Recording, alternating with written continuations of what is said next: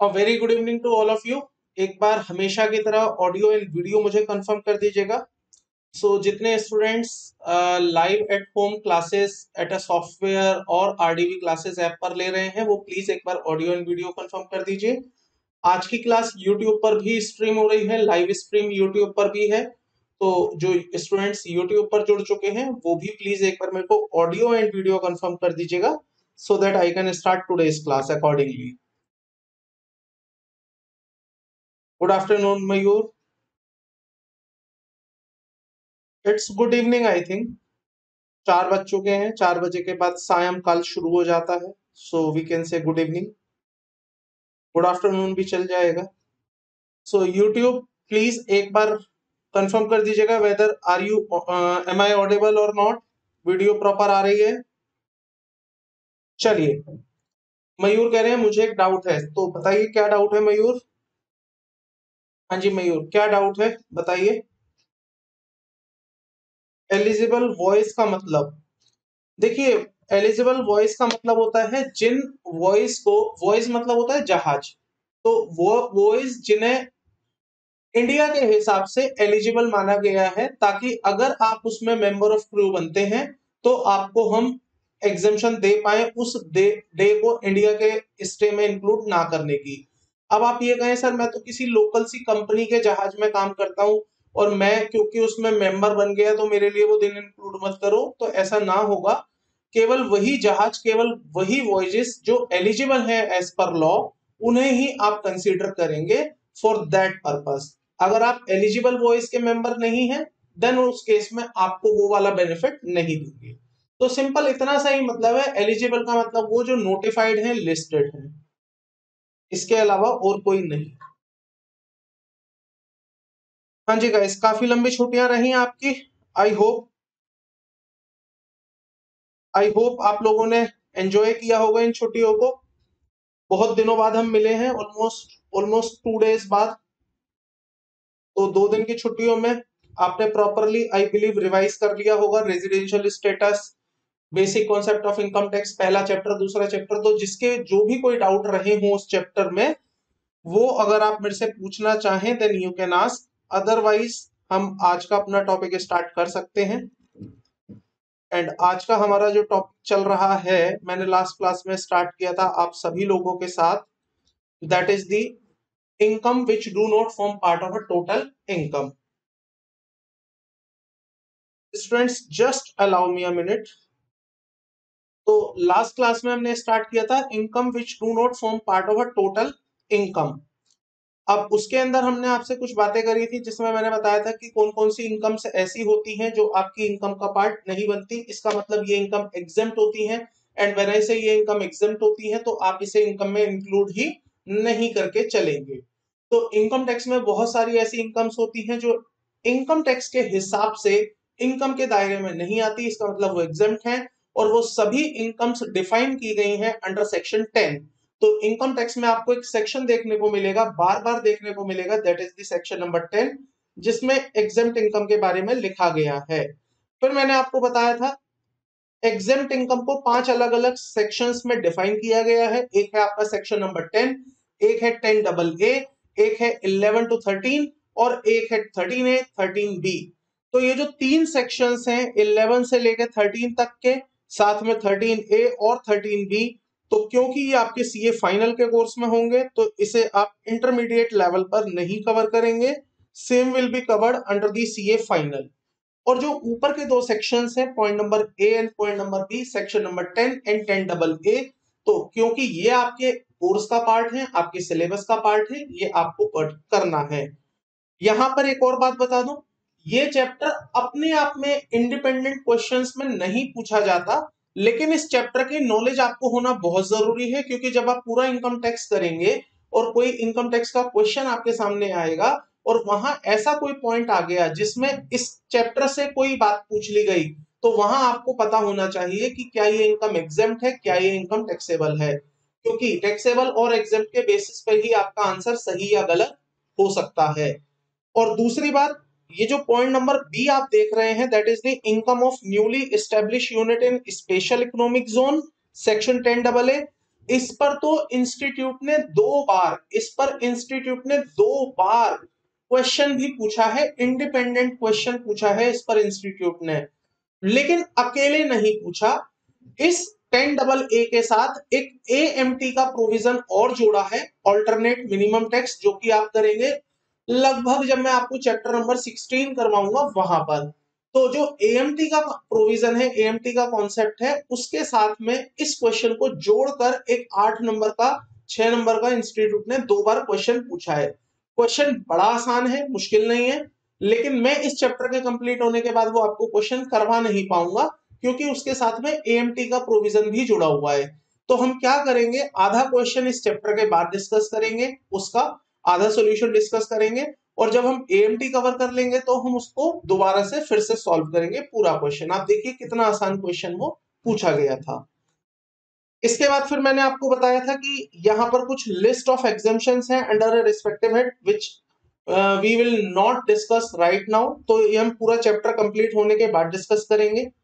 इसके बाद फिर मैंने आपको बताया था कि मैंने यहाँ पर बहुत सारी एग्जेम्पशंस की लिस्ट डाल दी है, कौन कौन सी एग्जेम्पशंस हैं विच आर एग्जेम्प्ट इनकम है, which are exempt under section 10। तो उसके लिए मैंने आपको बताया था सबसे पहले एग्रीकल्चर इनकम है, फिर मेंबर HUF से मेंबर को अगर कोई इनकम जाती है, फिर पार्टनरशिप फर्म से पार्टनर को कोई इनकम जाती है। तो इस तरह से लिस्ट है, केवल आपको एक रीड आउट करनी है ये लिस्ट और कुछ नहीं करना है, क्योंकि जहां जहां जो जो चीजें आपके कोर्स का पार्ट है वो मैं आपको डिस्कस करवाऊंगा। ऑल्दो इसमें से कुछ लिस्ट हम इसी चैप्टर में डिस्कस करेंगे, और कुछ हेडिंग ऐसी होंगी, कुछ सेक्शंस ऐसे होंगे जो हमारे आने वाले चैप्टर्स में डिस्कस करवाए जाएंगे। तो बहुत सारी आइटम है जो सैलरी हेड में है, बहुत सारी आइटम है जो house property, capital gain, PGBP and other sources respectively में कवर होंगी। इसके बाद फिर मैंने आपको बताना शुरू किया था एक पहला section which is the income from HUF to its member. तो अगर कोई इनकम अपने HUF से मेंबर को जाती है, तो मेंबर के हाथ में उस इनकम पर, उस प्रॉफिट पर टैक्स नहीं लगेगा, because HUF has already paid the tax on that income. तो अगर HUF ने कोई किसी अमाउंट पर टैक्स दे दिया है तो वो मेंबर्स के हाथ में एग्जेम्प्ट हो जाएगा, और अगर HUF ने उस पर कोई टैक्स नहीं दिया है तो मेंबर के हाथ में उस पर टैक्स लग जाएगा। तो एग्जांपल मैंने लिया था सैलरी एंड इंटरेस्ट, क्योंकि HUF ने उस पर खर्चा क्लेम कर लिया है, डिडक्शन क्लेम कर ली है, टैक्स बेनिफिट उठा लिया है, then that amount will not be taxable in the hands of member. तो इतनी बात हमने पढ़ी थी। इसके बाद फिर हमने नेक्स्ट क्लास के लिए प्रोविजन छोड़ दिया था। तो यहां तक अगर किसी को कोई डाउट है तो आप पूछ सकते हैं। आज कुछ नए स्टूडेंट्स ने भी ज्वाइन किया है RDB क्लासेस ऐप पर। चलिए, यहां तक अगर आपको कोई भी डाउट है तो आप पूछ सकते हैं, otherwise we can start today's concept. एक बार प्लीज कंफर्म कर दीजिए, is there any doubt, yes और नो लिख दिया करो, लिखने के पैसे नहीं है, नहीं है। आइए आज की बात स्टार्ट करते हैं।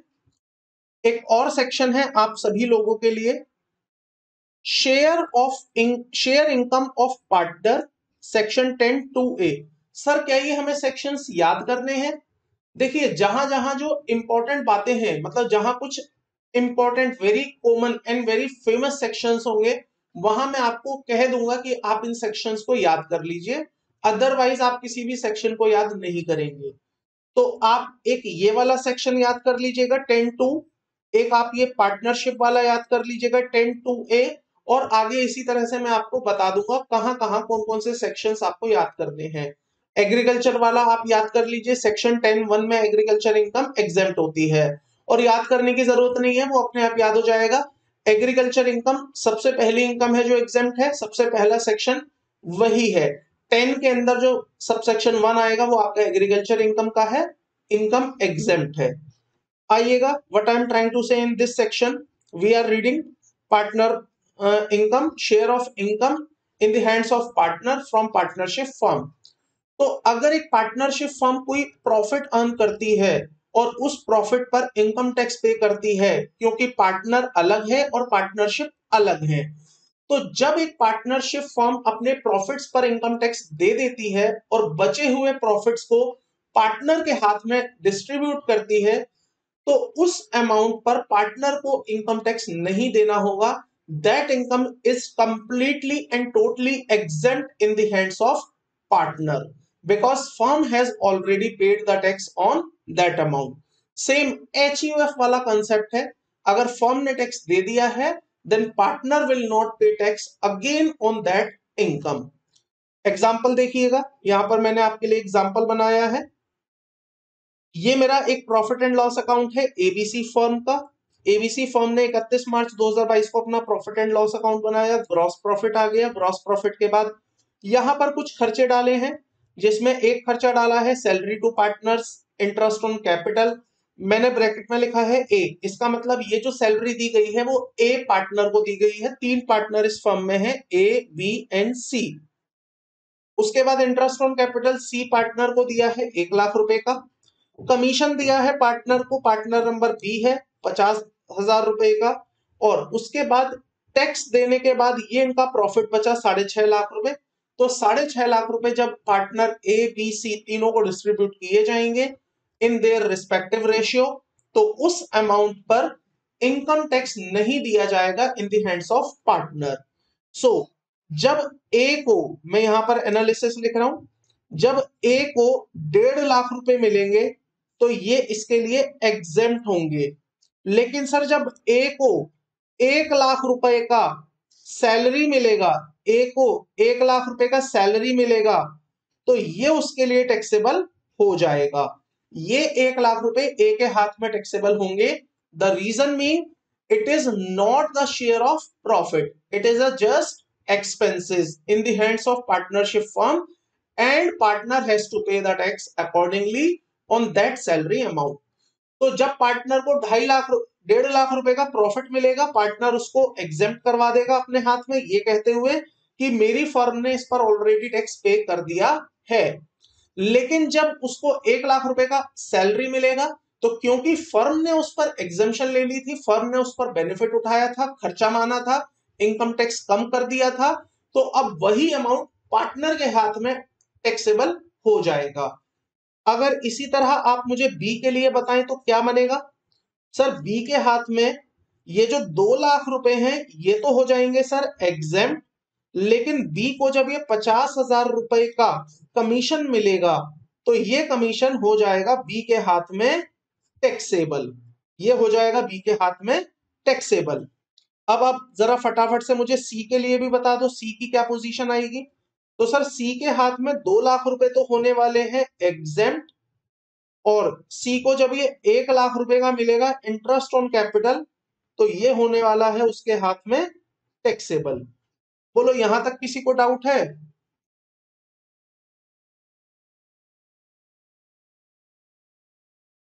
आंचल कह रही है सर एग्जाम्पल नोट करने हैं क्या? अगर आप अपने रेफरेंस के लिए साइड पेज पर करना चाहें तो आप कर सकते हैं. इस एग्जाम्पल को अगर आप साइड पेज पर नोट करना चाहें तो आप कर सकते हैं. अब एक बात बताइएगा, अगर आपको इतनी बात समझ आ गई है तो मैं एक आपसे बात पूछना चाहता हूं. मान लीजिएगा ये मेरा प्रॉफिट एंड लॉस अकाउंट है. प्रॉफिट एंड लॉस अकाउंट में मैंने नेट प्रॉफिट निकाला और ये नेट प्रॉफिट मैंने बांटा ए, बी और सी को. 1 लाख, 1 लाख, 1 लाख. सबसे पहला पॉइंट, क्या ये पार्टनर के हाथ में एग्जेम्प्ट है? द आंसर इज यस, ये इनकम पार्टनर के हाथ में एग्जेम्प्ट है. ओके. यहां पर मैंने खर्चा डाला salary to partner,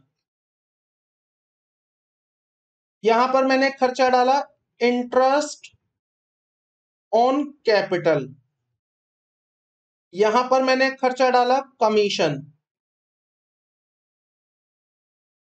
to partner. Let us say 1 lakh रुपए यहां पर है, 1 लाख रुपए ही यहां है और 1 लाख रुपए ही यहां है. तो पहले तो ये बताओ क्या ये अमाउंट पार्टनर के हाथ में टैक्सेबल है या एग्जेम्प्ट है? क्या ये पार्टनर के हाथ में टैक्सेबल है या एग्जेम्प्ट है? टैक्सेबल है। चलो जी, टैक्सेबल है। अगला सवाल, मेरा अगला सवाल, कौन से हेड में टैक्सेबल होगा? कौन से हेड में टैक्सेबल होगा? There are 5 heads of income under the income tax act. Sir, पहला हेड होता है सैलरी, दूसरा हेड होता है house property, capital gain, PGBP and income from other source. मुझे बताइए सबसे पहले, salary to partner, salary to partner, partner को इस पर इनकम टैक्स पे करना है। कौन से हेड में इनकम टैक्स पे करेगा? Under which head, under which head partner will pay tax? Mayur कह रहे हैं सैलरी एंड अदर इनकम, गलत मयूर। चंचल कह रही है सैलरी, गलत। मयूर कह रहे हैं अदर सोर्स, गलत। प्रियात्मा कह रही है सैलरी, गलत। चंचल पीजीबीपी। ये चंचल है, चचल है, ये दूसरी चंचल है, चचल आई डोंट नो। तो एक ही आंसर सही है, पीजीबीपी। मयूर अब पीजीबीपी बोल रहे हो, ऐसा क्या हो गया? It is a PGBP income. Sir, आपने तो ये बताया था कि अगर कोई पार्टनर अगर कोई पर्सन सैलरी कमाता है, नौकरी करता है, नौकरी करता है, सैलरी कमाता है, तो वो सैलरी हेड में टैक्सेबल होगी। आज आप कह रहे हो पीजीबीपी में होगी, ये बात समझ नहीं आई। ये बात आपको मैं दो जगह सिखाऊंगा, एक जब income under head salary cover करेंगे वहां, और जब एक बार मैं पीजीबीपी स्टार्ट करूंगा वहां। दोनों जगह में एक ही बात बोलूंगा, पार्टनरशिप फर्म द्वारा दी गई सैलरी अपने ही पार्टनर को, पार्टनरशिप फर्म द्वारा दी गई सैलरी अपने ही पार्टनर को पार्टनर के हाथ में पीजीबीपी में टैक्सेबल होती है। On a different words, partner द्वारा ली गई सैलरी अपनी ही फर्म से, पार्टनर द्वारा ली गई सैलरी अपनी ही फर्म से टैक्सेबल होती है under the head PGBP only, ना कि सैलरी। ये बात मैं नहीं कह रहा, ये बात मैं नहीं कह रहा, ये बात आपको लॉ बताएगा। लॉ हाउस सॉरी सैलरी के चैप्टर में भी और लॉ पीजीबीपी के चैप्टर में भी सबसे पहले सेक्शन में आपको ये बात कह के दिखाएगा कि भैया पार्टनर की सैलरी जो उसने अपनी फर्म से ली है वो उसको पीजीबीपी हेड में टैक्सेबल होती है, सैलरी हेड में टैक्सेबल नहीं होती है। तो इस बात का आप खास ध्यान रखेंगे। Sir, what about interest on capital? Interest on capital कौन से हेड में टैक्सेबल करोगे? Salary, capital gain, PGBP, other source या हाउस प्रॉपर्टी? कौन से हेड में टैक्सेबल करेंगे बताइए फटाफट से। Interest on capital, PGBP, PGBP. तो ये भी आपका पीजीबीपी में ही टैक्सेबल होगा। Last but not the least, commission to partner, commission to partner कौन से हेड में टैक्सेबल करोगे बोलिए? कौन से हेड में टैक्सेबल करोगे? Again PGBP. तो ये भी आपका कहां पर टैक्सेबल होने वाला है? In the head of PGBP. आप इस बात को अपने साइड वाले पेज पर जरूर नोट करिएगा। वाई, भरत पूछ रहे हैं वाई, बिकॉज लॉ के चार्जिंग सेक्शन में ही लिखा है any income from partnership firm to partner by what ever name called, salary, commission, interest on capital, by what ever name called will be taxable under the head PGBP only. अब logic भी सुन लो, ऐसा क्यों है। एक बात बताइए, salary में कौन सी इनकम टैक्सेबल होती है? जहां पर पैसा देने वाले और पैसा लेने वाले के बीच में एम्प्लॉयर एम्प्लॉय का रिलेशनशिप होता है। सैलरी की इनकम सैलरी हेड में कब जाती है? जब पैसा देने वाले एंड पैसा लेने वाले के बीच में एम्प्लॉयर एम्प्लॉय रिलेशनशिप होता है। If there is no relationship of employer and employee between the payer and payee, then that income will not be taxable under the head salary। अब बताइए, क्या एक फर्म अपने पार्टनर को कंट्रोल कर सकती है? क्या एक फर्म एम्प्लॉयर होती है अपने पार्टनर्स के लिए? No, partner are the owner of that firm. Partner employee नहीं होते हैं फर्म के। जब पार्टनर एम्प्लॉय ही नहीं होते तो बताइए उनको दी जाने वाली सैलरी सैलरी हेड में कैसे टैक्सेबल करवा पाओगे आप? That is the reason that salary, interest, bonus, commission, anything by whatever name called will be taxable in the head of PGBP only. Clear? बताइए यहां तक कोई डाउट है किसी को?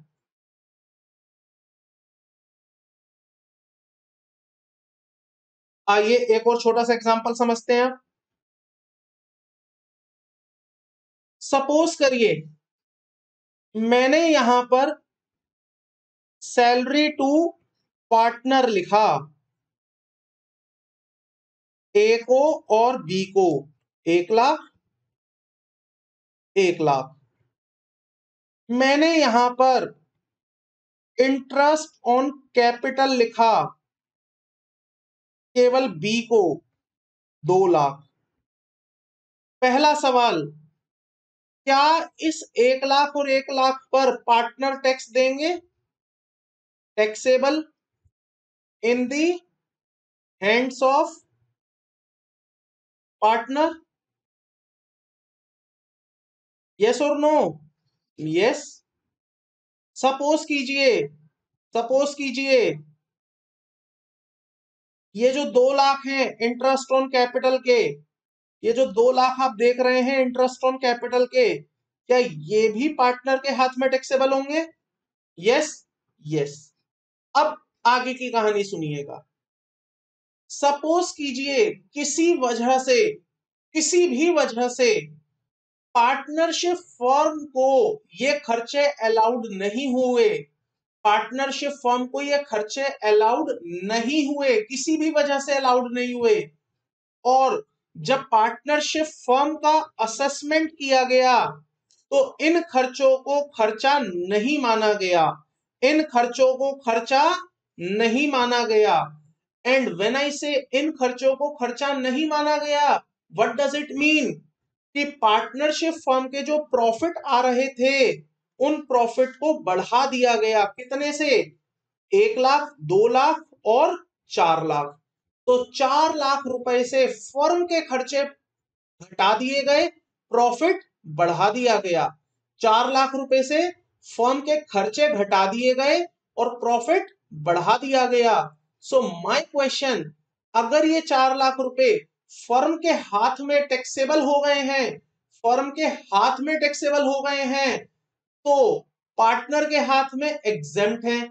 लेकिन अगर फर्म के हाथ में एग्जेम्प्ट रहेंगे तो क्या पार्टनर उस केस में टैक्स देगा? या मैं रिपीट करता हूं, रिवर्स करता हूं अपना क्वेश्चन।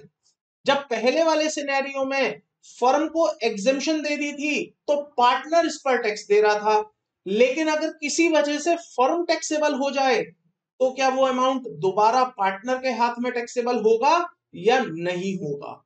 माय क्वेश्चन इज, अगर किसी भी रीजन से फर्म ने इसके ऊपर टैक्स दे दिया है, अगर फर्म ने इसके ऊपर टैक्स दे दिया है, इसका मतलब फर्म को खर्चे अलाउड नहीं हुए हैं।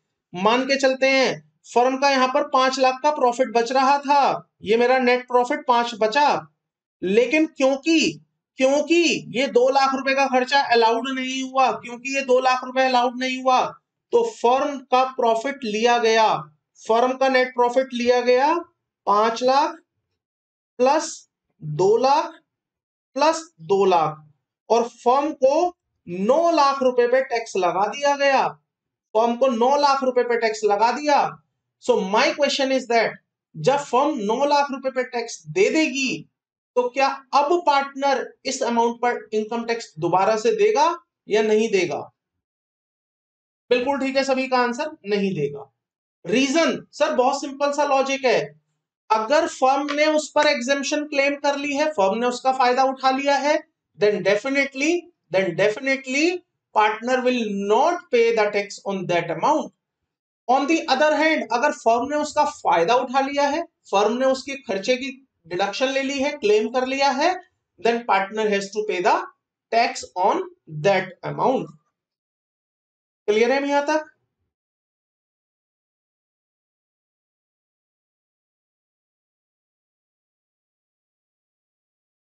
एक और बात समझिएगा, एक और बात समझिएगा। सपोज करिए मैंने फर्म का P&L अकाउंट बनाया है, यहां पर मैंने लिखा है net profit A B C, 1-1 lakh रुपए मैंने तीनों को बांटा,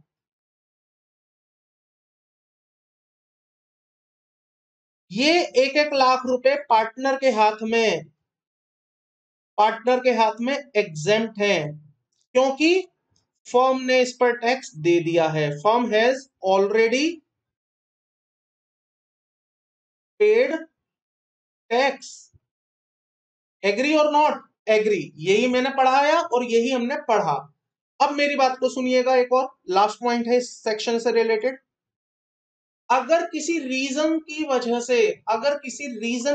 से फर्म को इनकम टैक्स में एग्जेम्पशन मिल जाती है, अगर किसी भी रीजन की वजह से फर्म को इनकम टैक्स में एग्जेम्पशन डिडक्शन मिल जाती है कि फर्म अब आपको इनकम टैक्स नहीं पे करना है, फर्म अब आपको इनकम टैक्स नहीं पे करना है किसी भी वजह से, और फर्म उस एग्जेम्पशन का फायदा उठा लेती है, इनकम टैक्स पे नहीं करती, बिना इनकम टैक्स पे किए वो अपना प्रॉफिट डिस्ट्रीब्यूट कर देती है बिटवीन दी पार्टनर्स।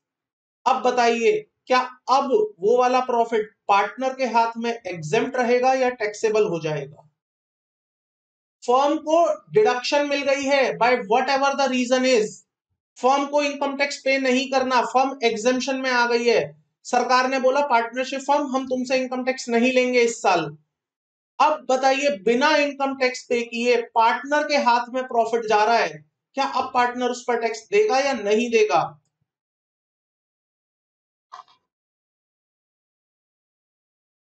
मयूर कह रहे हैं टैक्सेबल, प्रीथल कह रही है टैक्सेबल।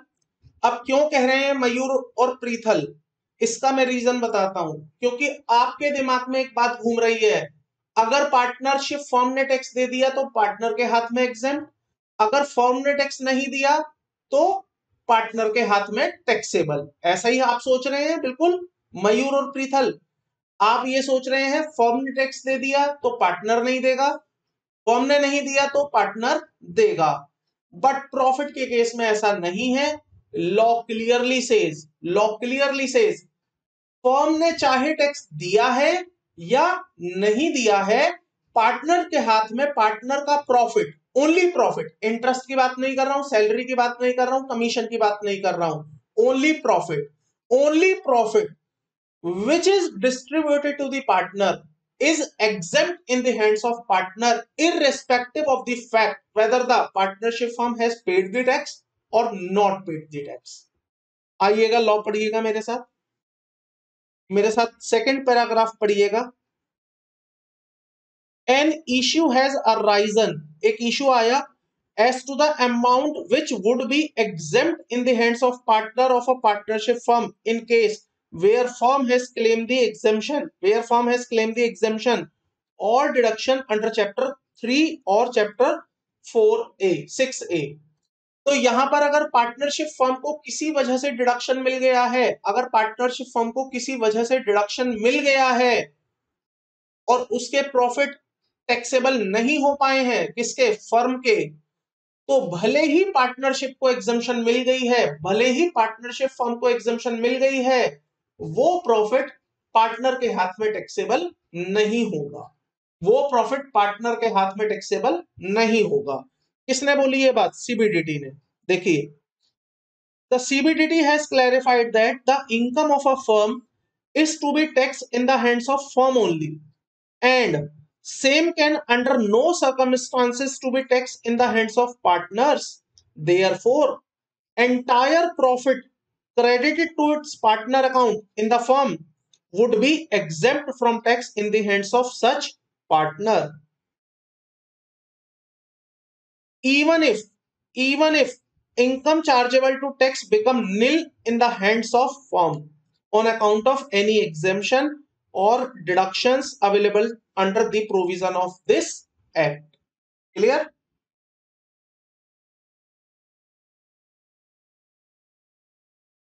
मयूर कह रहे हैं नहीं देगा sir, because firm to tax देने के लिए तैयार था बट वो लॉ ने उस पर एग्जेम्प्ट कर दिया, इसलिए वो पार्टनर के हाथ में एग्जेम्प्ट होगी। बिल्कुल सही मयूर, बिल्कुल सही, मयूर का एनालिसिस बिल्कुल सही है।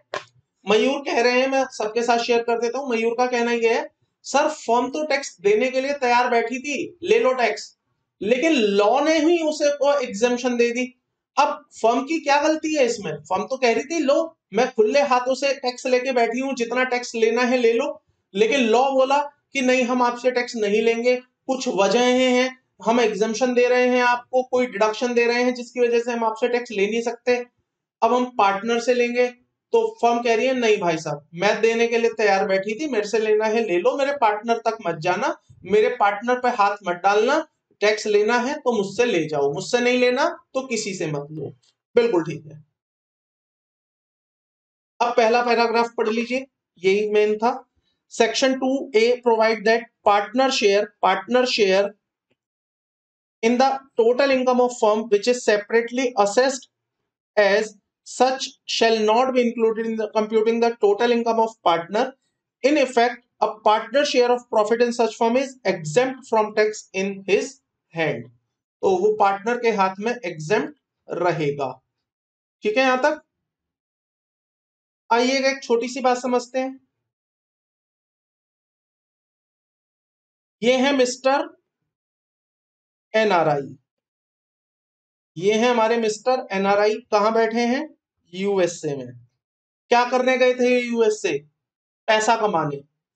सरकार ने भेजा भी था इन्हें और बोल के भेजा था कि एनआरआई हो, हम तुम्हारी इनकम पर टैक्स नहीं करेंगे, क्योंकि हम चाहते हैं आप विदेश में रहें, विदेश का आटा खाएं, विदेश का राशन खाएं, हमारे देश में पॉपुलेशन कम हो जाए और वहां से डॉलर्स में पैसा कमाएं, हमारे देश में पैसा भेजें, फॉरेन करेंसी इंडिया आएगी, तो हम चाहते हैं आप फॉरेन में रहें, तो आप मिस्टर एनआरआई हैं, और मिस्टर एनआरआई होने के वजह से हम आपके ऊपर इनकम टैक्स नहीं लगाते हैं। ये मैंने आपको रेजिडेंशियल स्टेटस में भी कुछ बातें समझाई थी। अब इस एनआरआई का एक सवाल उठा। सवाल क्या था? इसने कहा सर ठीक है मोदी जी, मैं विदेश में पैसे कमा तो लूंगा, लेकिन उस पैसे को मैं विदेश में नहीं रखूंगा, क्योंकि अगर वो पैसा मैंने विदेश में ही रखा तो बड़ी दिक्कत आएगी। आपने मुझे यहां भेजा था पैसा कमाने के लिए, ताकि मैं भारत अपने देश में वापस पैसा भेजूं, और ये पैसा अगर मैं अपने ही देश, मतलब उस देश में जहां मैं नौकरी कर रहा हूं वहां रख लूंगा तो बड़ी दिक्कत हो जाएगी, फिर आपका डेवलपमेंट कैसे होगा? तो मोदी जी ने बोला एक काम करो, ये पैसा ना आप इंडिया भेज दो, इंडिया में रख दो, आप इंडिया में एक अकाउंट खुलवाओ, उस अकाउंट में ये पैसा रख लो। अब जैसे ही इसने उस अकाउंट में पैसा रखा, उस अकाउंट में इंटरेस्ट की इनकम आने लगी। भाई डॉलर्स में पैसा आया, लाखों करोड़ों रुपए इकट्ठे हो गए अकाउंट में, अब उस अकाउंट में इंटरेस्ट की इनकम आने लगी, और जैसे ही इंटरेस्ट की इनकम आई तो उस इनकम पर इनकम टैक्स डिपार्टमेंट कहने लगा कि हमें इस पर इनकम टैक्स दे दो। किस पर? जो इस पर इंटरेस्ट की इनकम आई, उस इंटरेस्ट की इनकम पर डिपार्टमेंट कह रहा है कि हमें इनकम टैक्स दे दो। अब जैसे ही इनकम टैक्स का फिर से यहां पर सवाल आया, एनआरआई डीमोटिवेटेड हो गया। एनआरआई ने कहा फायदा ही क्या हुआ, मैंने आपके लिए इतनी मेहनत करी, अपने घर परिवार से दूर रहा, विदेश में मैंने पैसे कमाए, आपके देश में जमा कराए, और जब मुझे उस पर इंटरेस्ट मिला तो आपने उस पर इनकम टैक्स मांग लिया। तो इसी प्रॉब्लम को समझते हुए सरकार ने एक बड़ा फैसला लिया। मोदी सरकार ने नहीं, पहले से ही चल रहा है ये तो केवल मैंने आपको समझाने के लिए यूज किया था। सरकार ने एक बड़ा फैसला लिया और ये बोला कि अगर कोई एनआरआई इंडिया में अपने एनआरई अकाउंट में, एक एनआरई अकाउंट सुन लीजिएगा, नॉन रेजिडेंट एक्सटर्नल अकाउंट लिखा हुआ है बुक में, लिखने की जरूरत नहीं है, non resident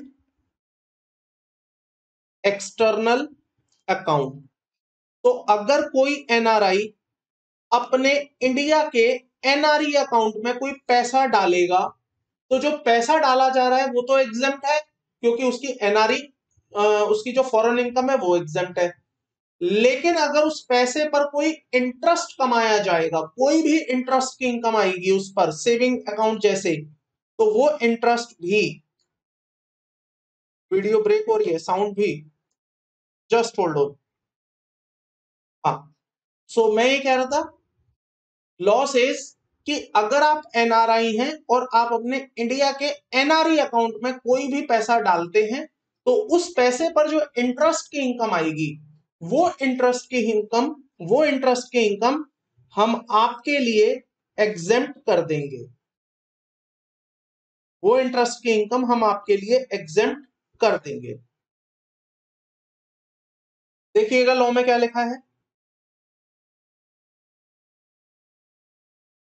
interest on money standing in the credit of individuals in his NRE account, non resident external account.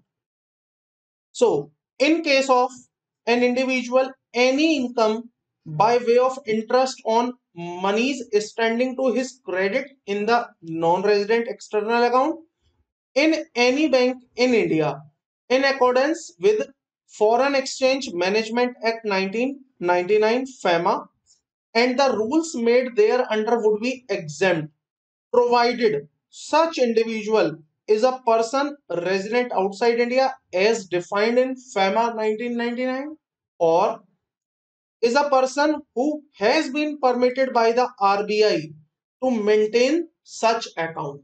याद रखिएगा, जब भी आप एनआरई अकाउंट खोलेंगे आपको आरबीआई से परमिशन लेनी पड़ेगी।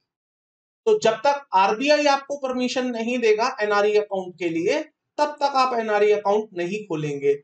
और अगर आप खोल भी लेते हैं which is not approved by the RBI, तो उस पर आपको एग्जेम्पशन का बेनिफिट नहीं देंगे। If you want to avail the benefit of exemption, you must be NRI, and आपका जो अकाउंट होना चाहिए एनआरई अकाउंट होना चाहिए, and duly approved and recognised by the RBI.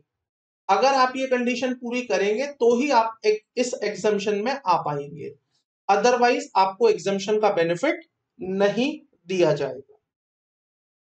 MCQ बनता है इस पर, एमसीक्यू बनता है इस पर।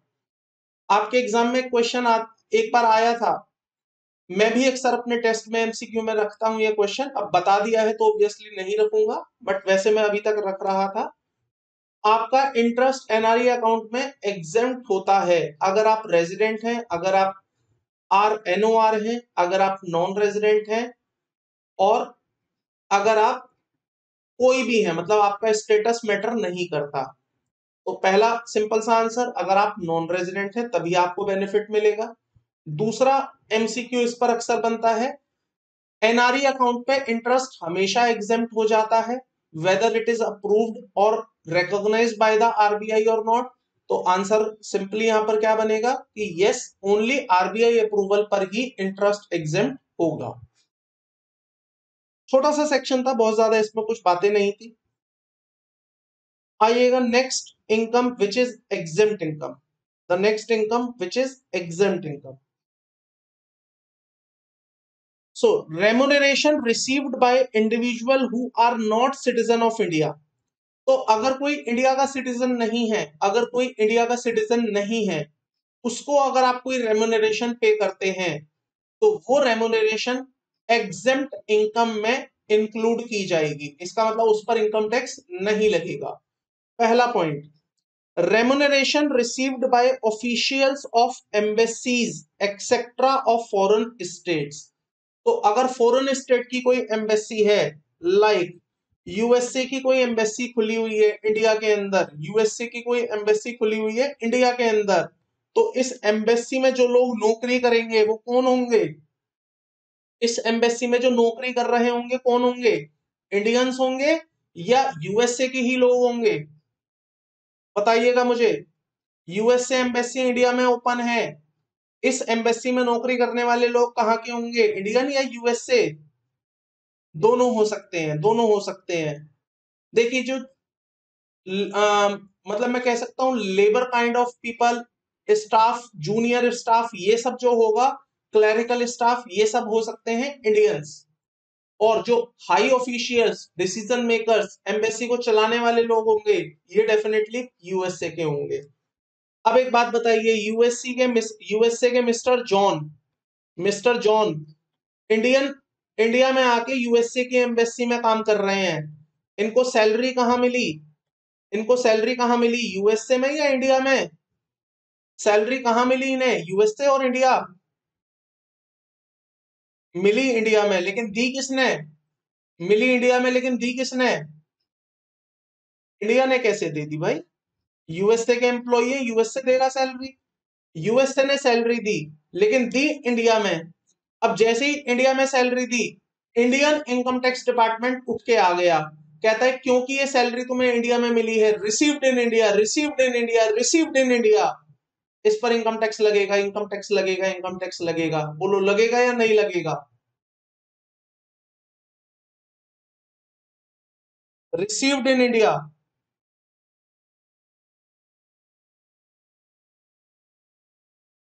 लगेगा। लोग कह रहे हैं लगेगा।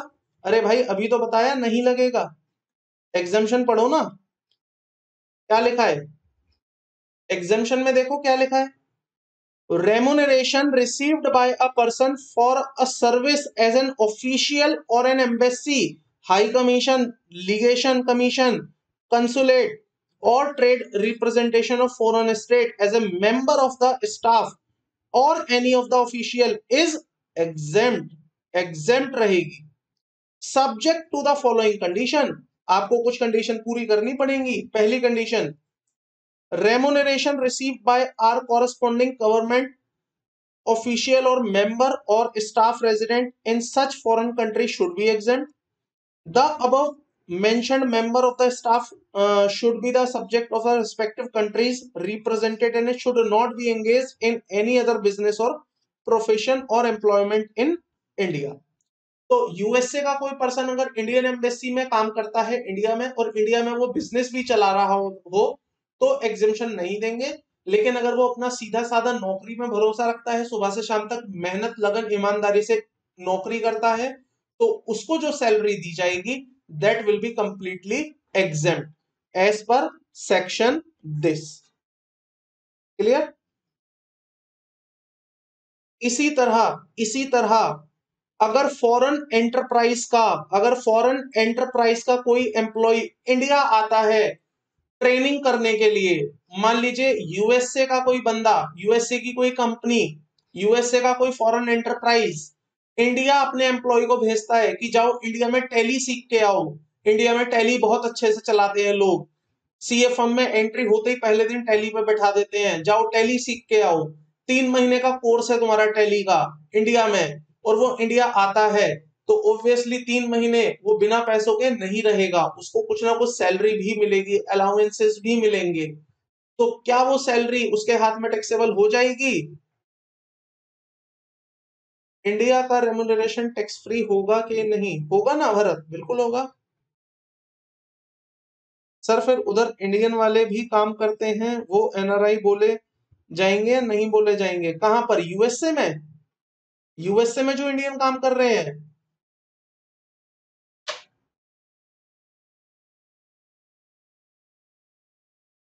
एमआईयू, जो लोग यूएसए में काम कर रहे हैं इंडियन, उनकी पूछ रहे हो? वो तो वैसे भी एनआरआई है,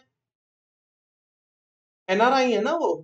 अच्छा नहीं, इंडिया में एम्बेसी में जो काम कर रहे हैं,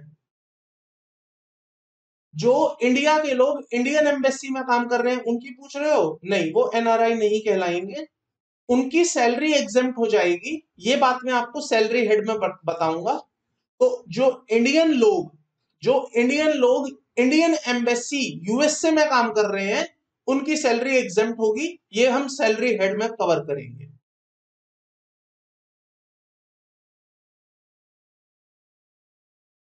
So, remuneration received by a foreign national as an employee of a foreign enterprise for service rendered by him during his stay in India is also exempt from tax। ये भी exempt है, subject to following condition satisfy। पहली condition, foreign enterprise not engaged in any business or trade।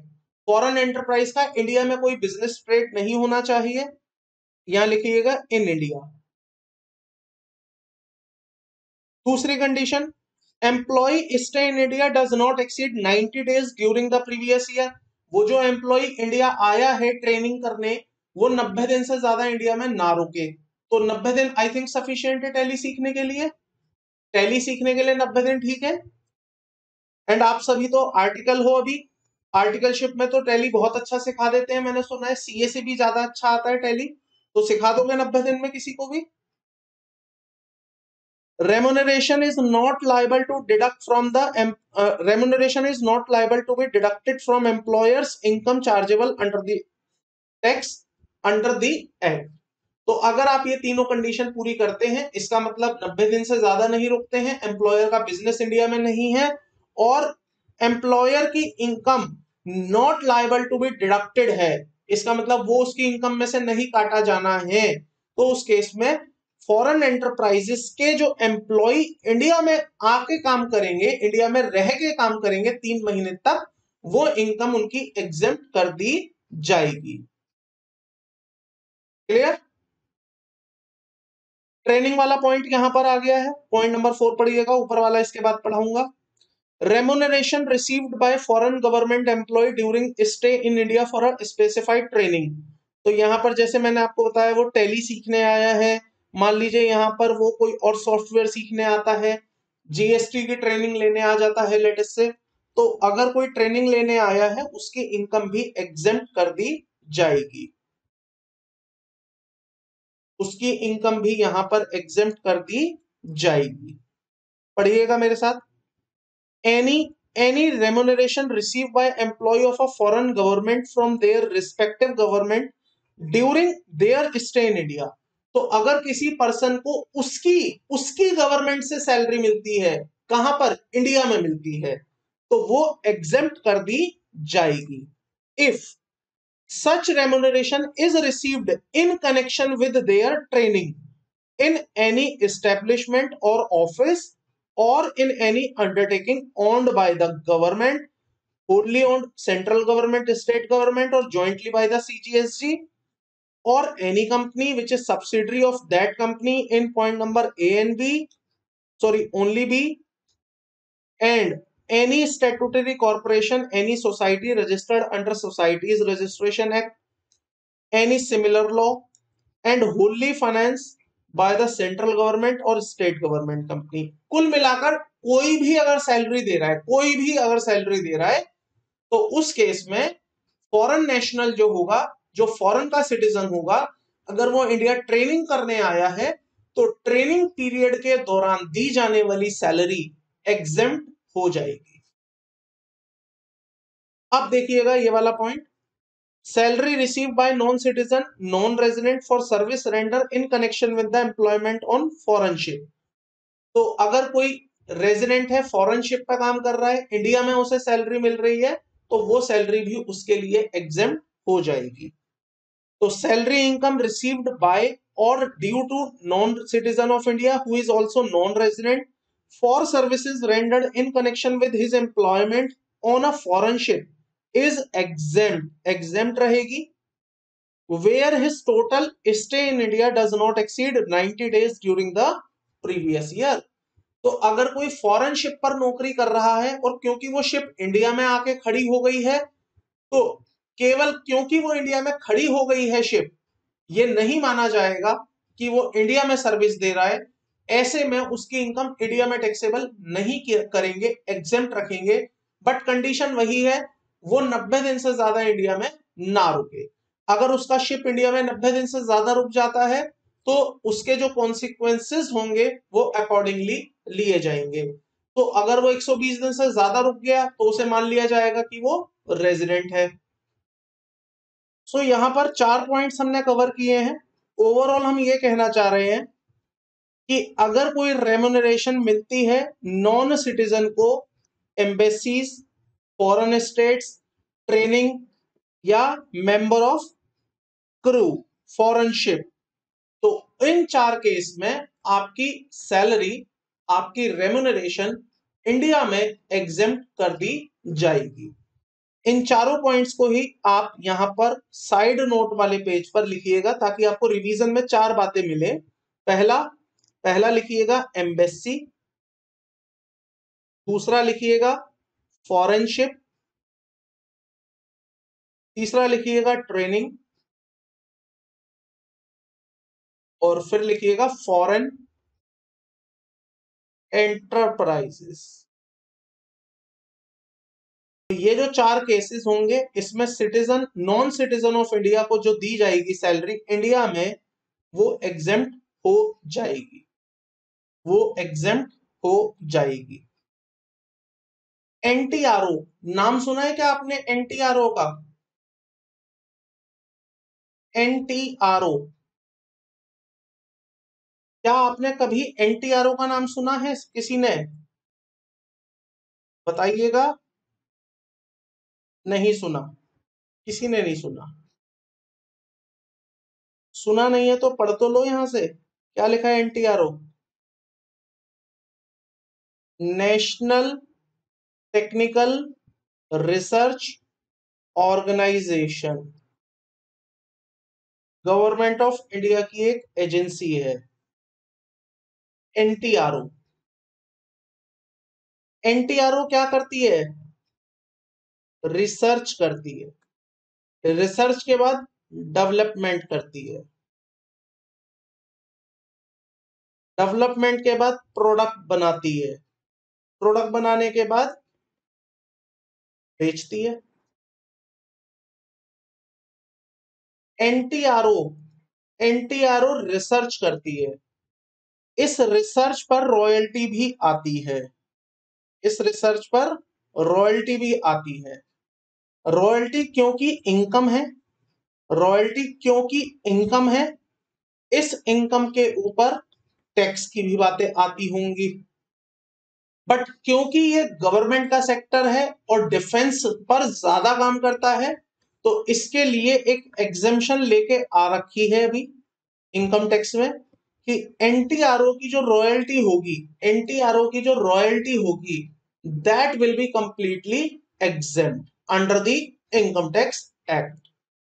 देखिएगा इसी page 48 page number पर, royalty income और fees for technical services received from NTRO, national technical research centre, से अगर कोई royalty income मिलती है, से अगर कोई टेक्निकल फीस सर्विस मिलती है, इनकम मिलती है, तो वो इनकम एग्जेम्प्ट हो जाएगी।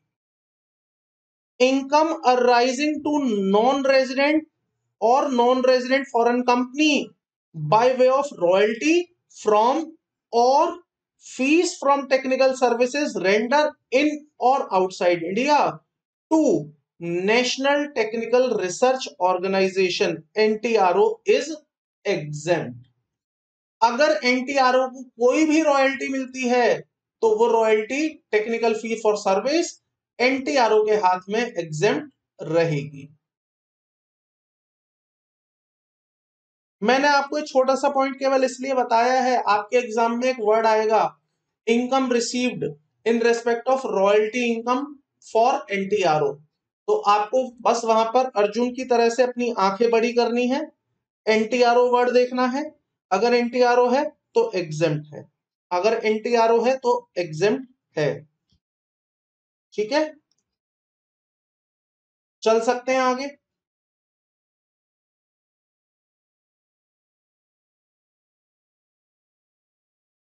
बहुत साल पहले, बहुत साल पहले एक ट्रेजेडी हुई इंडिया में, that is the, that is the Bhopal gas, Bhopal gas tragedy. इसको बहुत से लोग भोपाल गैस कांड के नाम से भी जानते हैं। क्या हुआ था? Anyone knows it? Anyone knows about it? क्या हुआ था इसमें?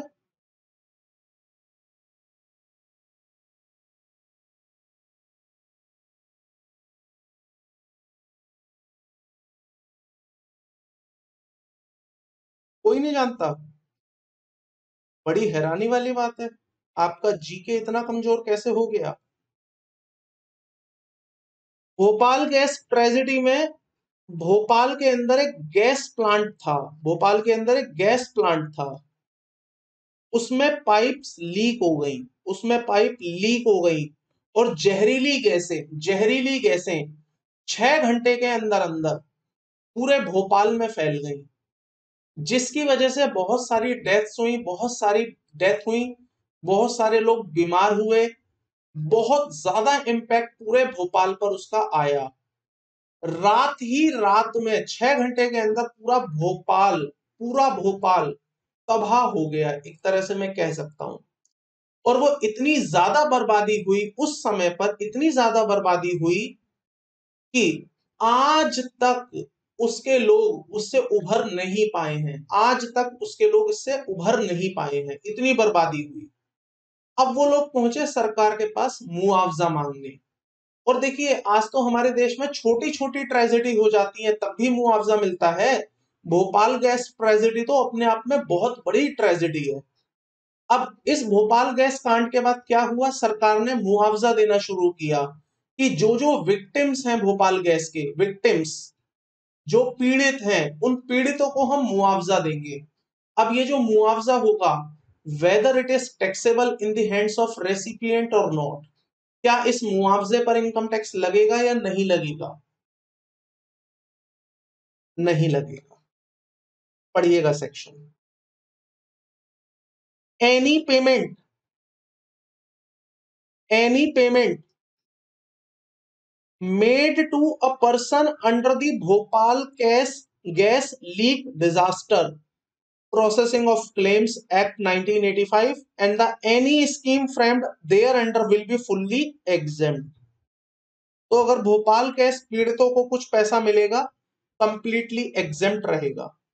However, however payment made to any SSC in connection with the Bhopal gas leak disaster to the extent he has been allowed as deduction under the act on account of any loss or damage caused to him by such disaster will not be exempted। इसका क्या मतलब है कि अगर किसी खर्चे की हमने आपको इस एक्ट में डिडक्शन दे दी है, तो उस अमाउंट की हम आपको एग्जेम्पशन नहीं देंगे। अगर आपने डिडक्शन क्लेम कर ली है किसी खर्चे की, तो उसकी एग्जेम्पशन आपको नहीं देंगे। सिंपल सी बात यहां पर कह रहे हैं।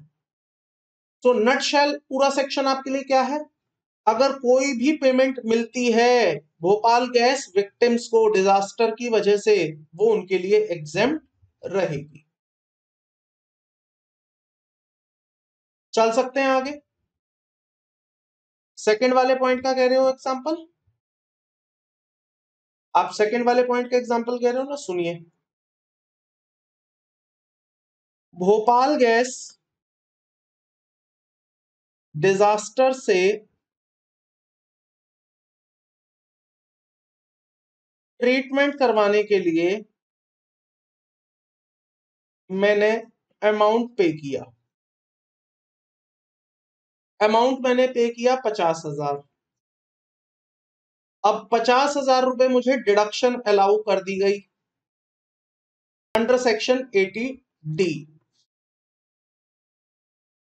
एक तरफ से मैंने सरकार को बोल रखा है मेरे 50,000 रुपए खर्च हो गए, मुझे मुआवजा दो इलाज कराने के लिए, लेकिन उस 50,000 की मैंने डिडक्शन क्लेम कर ली है अंडर सेक्शन 80D। अब सरकार ने 2 साल बाद मुझे ये 50,000 रुपए पे कर दिए। क्या ये जो 50,000 रुपए मिलेगा, ये मेरे लिए एग्जेम्प्ट होगा? यस या नो? हाँ, हाँ चंचल। चंचल का क्वेश्चन है, सर क्या ये कंपनसेशन अभी तक दिया जा रहा है? द आंसर इज यस, अभी तक दिया जा रहा है। नहीं मयूर, ये एग्जेम्प्ट नहीं होगा। मयूर एग्जेम्प्ट नहीं होगा, क्योंकि सरकार ने बोला अगर किसी कंपनसेशन की हमने आपको डिडक्शन दे दी है इस एक्ट में, 80D में दे दी ना हमने आपको डिडक्शन, तो अगर वो डिडक्शन आप क्लेम कर चुके हो, तो उस कंपनसेशन को हम आपके हाथ में फिर एग्जेम्पशन नहीं देंगे। ठीक है, बताइए डाउट है यहां तक? आइए।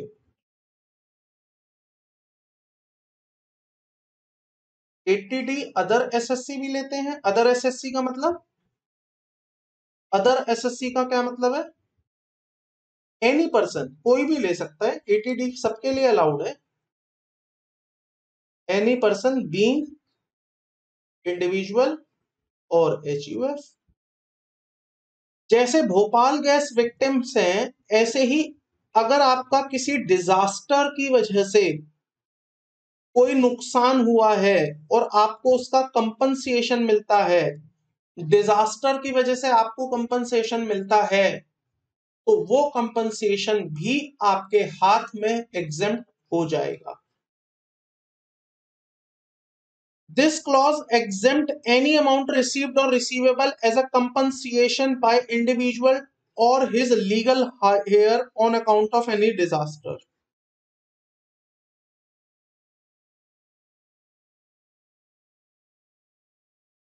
भरत कह रहे हैं सर फिर भोपाल गैस विक्टिम को टैक्स फ्री होना चाहिए। क्यों होना चाहिए भाई?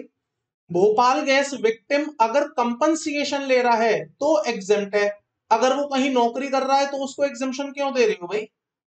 हमने आपको कंपनसेशन पर एग्जेम्पशन देने की बात कही है। अगर भोपाल गैस विक्टिम आज कहीं नौकरी करने लगे, बिजनेस करने लगे, अनिल अंबानी मुकेश अंबानी बन जाए, तो क्या उसकी उस इनकम को भी एग्जेम्प्ट कर देना चाहिए क्योंकि वो भोपाल गैस विक्टिम है? नो, भोपाल गैस विक्टिम को कंपनसेशन मिलेगा तो एग्जेम्पशन है। कंपनसेशन के अलावा कोई और इनकम कमाओगे तो एग्जेम्पशन नहीं है। क्लियर है Bharat?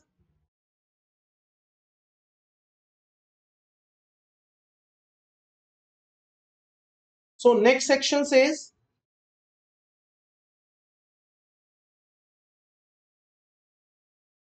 this clause exempt any amount received or receivable as compensation by an individual or his legal heir on account of any disaster। तो अगर कोई डिजास्टर हुआ, भूकंप आया, भूकंप आने से किसी पर्सन की जान चली गई तो उसके लीगल हायर को कंपनसेशन मिलेगा। मान लीजिए ज्वालामुखी फट गया, डिजास्टर हो गया, किसी की जान चली गई तो उसके घर परिवार वालों को कंपनसेशन मिलेगा। तो अगर आपको किसी डिजास्टर की वजह से हुए नुकसान का कंपनसेशन मिलता है, that compensation will also exempt. Bharat आपने लिखा है नो, क्लियर नहीं है, तो बताइए क्या डाउट है, अपनी क्वेरी को एक बार एक्सप्लेन करिएगा। Such compensation should be granted by the central government or state government or a local authority। तो ये जो कंपनसेशन मिल रहा है आपको सेंट्रल गवर्नमेंट, स्टेट गवर्नमेंट या लोकल अथॉरिटी से अगर मिलेगा तो ही हम आपको इसकी एग्जेम्पशन देंगे। However, exemption would not be available in respect of compensation for alleviating the any damage or loss which has already been allowed as deduction under this act। Again same वही बात, आपको नुकसान हुआ, उस नुकसान की हमने आपको डिडक्शन दे दी है किसी और सेक्शन में, इस एक्ट में। अब डिडक्शन लेने के बाद सरकार आपको कंपनसेशन दे तो कंपनसेशन उस समय पर टैक्सेबल नहीं किया जाएगा, सॉरी एग्जेम्प्ट नहीं किया जाएगा। अगर किसी लॉस की हमने आपको डिडक्शन दे दी है किसी और सेक्शन में, इस हेड में, इस चैप्टर में, इस एक्ट में, तो उस केस में हम उस कंपनसेशन को आपके हाथ में एग्जेम्प्ट नहीं रखेंगे। क्लियर? डिजास्टर का क्या मतलब होगा?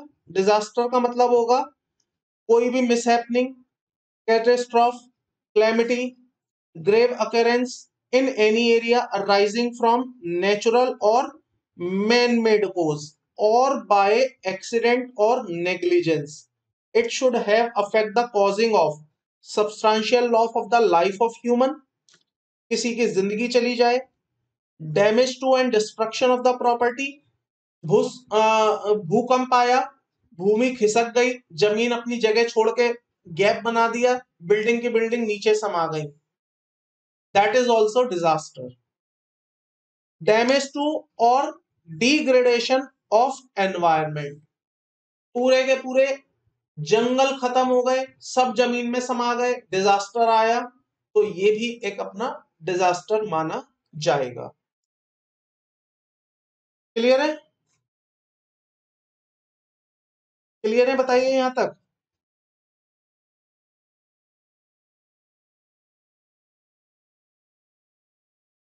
सर कंपनसेशन कैसे मिलता है इन केसेस में? सरकार के पास एक एप्लीकेशन जाती है, कोर्ट में एप्लीकेशन जाती है कि हम पीड़ित हैं इस डिजास्टर की वजह से, तो हमें कंपनसेशन दिया जाए।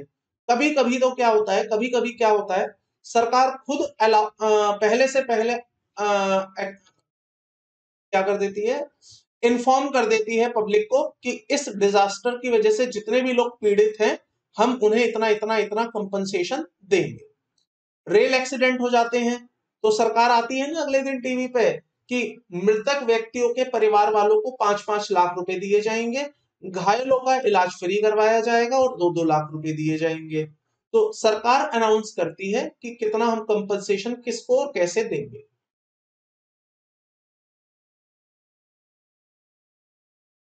चल सकते हैं आगे।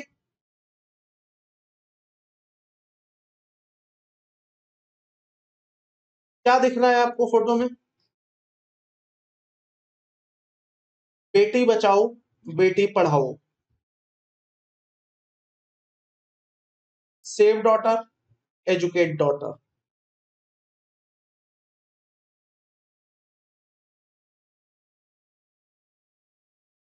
मोदी जी 2014 में जब सरकार में आए तो उन्होंने एक स्कीम लॉन्च करी, बेटी बचाओ बेटी पढ़ाओ।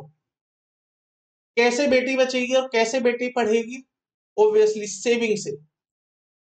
मोदी जी ने एक सेक्शन निकाला सुकन्या समृद्धि स्कीम के अंदर। सुकन्या समृद्धि स्कीम क्या कहा, इंपॉर्टेंट है, मार्क करिएगा।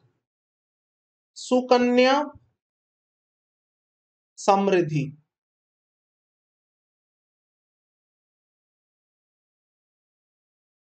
सरकार ने बोला आप बैंक में जाना, सरकार ने बोला आप बैंक में जाना, सुकन्या समृद्धि के नाम का एक अकाउंट ओपन करवाना, सुकन्या समृद्धि के अकाउंट का एक नाम का एक अकाउंट ओपन करवाना अपने बैंक में। किसके नाम से? अपनी बेटी के नाम से। किसके नाम से? अपनी बेटी के नाम से। बेटी कितने साल की? 18 साल से कम की। बैंक में जाके उसके नाम का एक अकाउंट ओपन करवाना। उस अकाउंट में जितना आप डिपॉजिट करेंगे, जितना आप डिपॉजिट करेंगे, हम उसकी आपको डिडक्शन दे देंगे। कौन से सेक्शन में देंगे? 80C में। बनाइएगा इस चार्ट को अपनी बुक में। आप अपनी बेटी के नाम से एक अकाउंट ओपन करवाना बैंक में, जितना भी आप उस अकाउंट में डिपॉजिट करेंगे हम आपको 80C में उसकी डिडक्शन दे देंगे। डिपॉजिट करने के बाद बैंक आपको उस पर इंटरेस्ट देगा। डिपॉजिट करने के बाद बैंक आपको उस पर इंटरेस्ट देगा। तो ये जो इंटरेस्ट होगा इसे हम आपकी इनकम नहीं बनाएंगे, इस इंटरेस्ट को हम एग्जेम्प्ट कर देंगे। ये इनकम आपकी एग्जेम्प्ट हो जाएगी। तो जो इंटरेस्ट आपको मिल रहा है सुकन्या समृद्धि अकाउंट पर, वो इंटरेस्ट आपका एग्जेम्प्ट कर दिया जाएगा।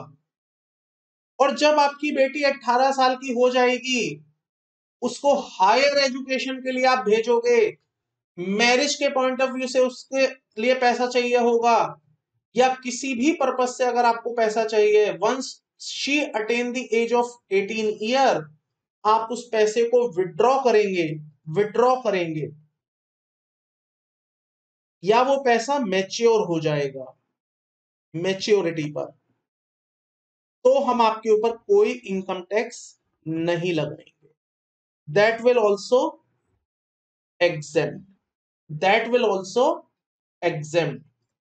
सुकन्या समृद्धि अकाउंट में अगर आप अकाउंट खोलते हैं तो डिपॉजिट करने पर हम आपको डिडक्शन दे देंगे, इंटरेस्ट मिलने पर इंटरेस्ट एग्जेम्प्ट कर देंगे, और जब मैच्योरिटी आएगी तो मैच्योरिटी आपकी एग्जेम्प्ट रहेगी। काफी अच्छी स्कीम है। अगर सेविंग करनी है, इन्वेस्टमेंट्स करनी है, काफी अच्छी स्कीम है। बट प्रॉब्लम है, डॉटर है तो ही अकाउंट खुलेगा, डॉटर नहीं है तो अकाउंट नहीं खुलेगा। लड़कों के लिए कुछ नहीं बताया है, कुछ नहीं बताया मयूर। लड़कों को तो घर वाले नहीं पूछते, सरकार कहां से पूछेगी? बताओ, कहां पूछते हैं घर वाले भी लड़कों को? आइए, payment from Sukanya Samriddhi account. Section 10(11)(a) provides that any payment from an account opened in accordance with the Sukanya Samriddhi Account Rule 2014 made under the Government Saving Bank Account 1873 shall not be included in the total income of assessee. तो assessee की total income में उसको include नहीं करेंगे. Accordingly, the interest accruing on deposit in and withdrawal from any account under the said scheme would be exempt. तो इस account में जो इंटरेस्ट आएगा और जो मेच्योरिटी आएंगी, विड्रॉल्स आएंगी, वो भी आपकी एग्जेम्प्ट कर दी जाएंगी. तो वो भी आपकी एग्जेम्प्ट कर दी जाएंगी. बताइए, यहां तक किसी को डाउट है? कोई किसी को भी कोई डाउट है यहां तक? नहीं. आज की क्लास कोई टेक्निकल क्लास चल रही है? बताइए, क्या मैं आज आपको कुछ टेक्निकल बातें पढ़ा रहा हूं? कुछ भी टेक्निकल नहीं है. आज तो केवल हम टाइम पास कर रहे हैं छोटी छोटी बातों को पढ़ के. स्कॉलरशिप क्या होती है? Scholarship, can anyone tell me what is the scholarship? बताइए, व्हाट इज द स्कॉलरशिप? है किसी को आइडिया इस बात का?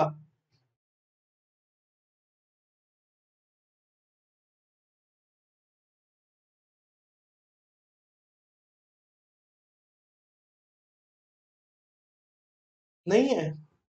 सुनिए, स्कॉलरशिप क्या होती है. कभी कभी गवर्नमेंट और कभी कभी प्राइवेट इंस्टीट्यूशंस आपको फंड्स देते हैं ताकि आप एजुकेशन ले पाए.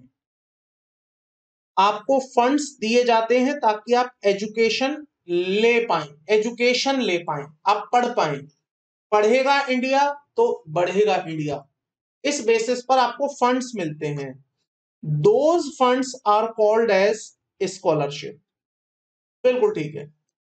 तो जब आपको पैसा मिलता है सरकार की तरफ से या किसी प्राइवेट इंस्टीट्यूट की तरफ से ताकि आप पढ़ें, उस पढ़ने के लिए आपको पैसा मिलता है ताकि आपकी पढ़ाई का खर्चा पूरा हो सके, वो आपका स्कॉलरशिप है. अब एक बात बताइएगा, ये मिस्टर राम है, राम को 10 लाख रुपए की स्कॉलरशिप मिली, 10 लाख रुपए की स्कॉलरशिप मिली. क्या राम के हाथ में 10 लाख रुपए टैक्सेबल होगा या नहीं होगा? क्या राम के हाथ में 10 लाख रुपए टैक्सेबल होगा या नहीं होगा? स्कॉलरशिप, पढ़ने के लिए पैसा मिला है. सभी लोग कह रहे हैं नहीं होगा. मैं कहता हूं, राम अगर 10 लाख रुपए खर्च नहीं करता, राम ये स्कॉलरशिप मिलने के बाद पढ़ता नहीं है, तो राम ने 10 लाख रुपए ले लिए लेकिन पढ़ाई नहीं करी, पैसा खर्च नहीं किया और 10 लाख रुपए अपने सेविंग बैंक अकाउंट में जोड़ के रख लिए. अब बताओ, अब राम को टैक्स देना होगा या नहीं देना होगा? अब आप कह रहे हैं टैक्सेबल हो जाएगा. अब आपका आंसर है टैक्सेबल हो जाएगा. पहले आप कह रहे थे नहीं देना होगा, अब आप कह रहे हैं देना होगा. बट ऐसा नहीं है दोस्त. स्कॉलरशिप, स्कॉलरशिप ऑलवेज, लिखिएगा, ऑलवेज एग्जेम्प्ट. स्कॉलरशिप हमेशा एग्जेम्प्ट होती है, हमेशा. पढ़िएगा, the value of scholarship granted to meet the cost of education would be exempt from tax in the hands of recipient irrespective of the amount of source of scholarship. आपकी scholarship हमेशा exempt होगी, चाहे कितना भी amount है और कहीं से भी मिला है. चाहे कितना भी अमाउंट है, कहीं से भी मिला है, आपकी scholarship always always always exempt होगी. ठीक है? कोई दिक्कत यहां तक? मेरे साथ एक चार्ट बनाइएगा। स्कॉलरशिप आपको 1 लाख रुपए मिली, खर्चा आपने 1 लाख कर दिया, एग्जम्पशन कितनी दोगे? 1 लाख। स्कॉलरशिप आपको मिली 1 लाख, खर्चा आपने कर दिया 1.5 लाख, एग्जम्पशन कितनी दोगे?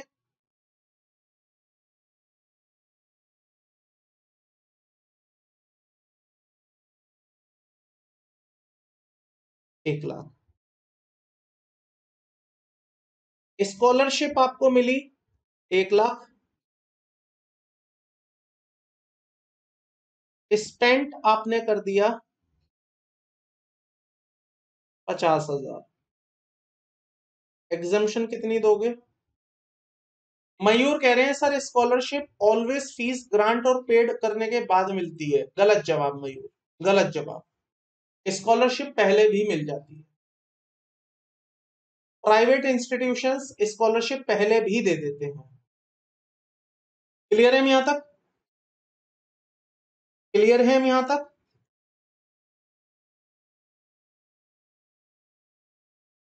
एक बात बताइएगा, आपके एरिया में एमपी एमएलए होते हैं, एमपीज एमएलए होते हैं, ये अपना खर्चा कहां से चलाते हैं? ये अपना घर कहां से चलाते हैं? इनके घर में खाना कहां से आता है? इनके बच्चे पढ़ने कहां से जाते हैं? इनका खर्चा कहां से आता है?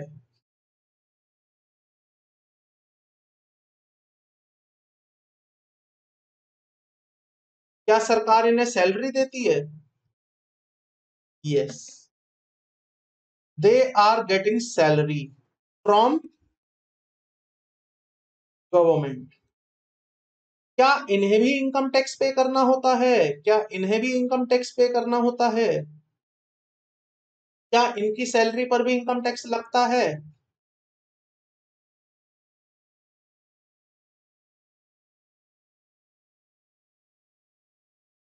यस, इनकी भी सैलरी पर इनकम टैक्स लगता है। आइएगा next page, page number 50। Payment to MP and MLA. अगर आप किसी एमपी को किसी एमएलए को डेली अलाउंस दे रहे हैं तो वो डेली अलाउंस जो होगा एग्जेम्प्ट होगा। That daily allowance will be exempt. अगर आप किसी एमएलए को कॉन्स्टिट्यूएंसी अलाउंसेस दे रहे हैं, कॉन्स्टिट्यूएंसी अलाउंसेस, वो भी उसके हाथ में एग्जेम्प्ट होगा। अगर आप किसी एमएलए को कॉन्स्टिट्यूएंसी अलाउंस दे रहे हैं वो भी उसके हाथ में एग्जेम्प्ट होगा।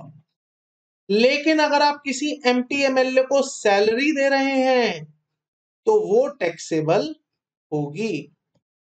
सैलरी टैक्सेबल है, daily allowance constituency allowance taxable है।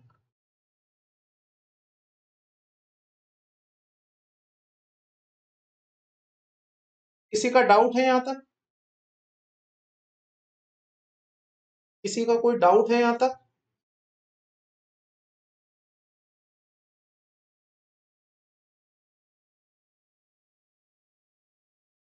एक प्रश्न जो मैं एक्सपेक्ट कर रहा था आपका आएगा लेकिन आया नहीं मेरे पास। क्वेश्चन इज, किसी ने मेरे से ये नहीं पूछा सर ये कॉन्स्टिट्यूएंसी अलाउंस क्या होते हैं? What is the constituency allowances?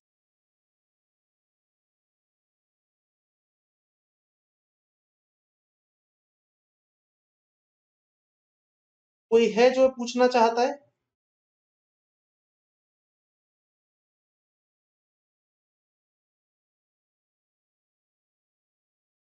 बता दो, बता देता हूं। आप जिस एरिया में रहते हैं उस एरिया को कहते हैं कॉन्स्टिट्यूएंसी। उस एरिया का एक एमपी होता है, उस एरिया का एक एमएलए होता है। उस एरिया में डेवलपमेंट करने के लिए उसे कुछ अलाउंसेस मिलते हैं और वो अलाउंसेस कहलाते हैं कॉन्स्टिट्यूएंसी अलाउंस। उस एरिया की डेवलपमेंट को करने के लिए जो अलाउंसेस दिए जाते हैं that is the constituency allowances. अब मान लीजिए किसी एमएलए को, किसी एमपी को 15 लाख रुपए मिले हैं कॉन्स्टिट्यूएंसी अलाउंसेस के, लेकिन वो 15 के 15 लाख खर्च नहीं करता है तो भी वो 15 लाख उसके लिए एग्जेम्प्ट रहेंगे। अगर वो 15 के 15 खर्च कर देता है तो भी 15 एग्जेम्प्ट है। अगर वो 15 के 17 खर्च कर देता है तो भी 15 ही एग्जेम्प्ट रहेंगे। तो ये है कॉन्स्टिट्यूएंसी अलाउंस जो कि एमपी और एमएलए को दिए जाते हैं। लेकिन एक्चुअल में क्या होता है, क्या ये आपके एरिया पे खर्च होते हैं या इनके बच्चों पर खर्च हो जाते हैं? क्या ये आपके एरिया पर खर्च होते हैं या इनके घर परिवार पर खर्च हो जाते हैं?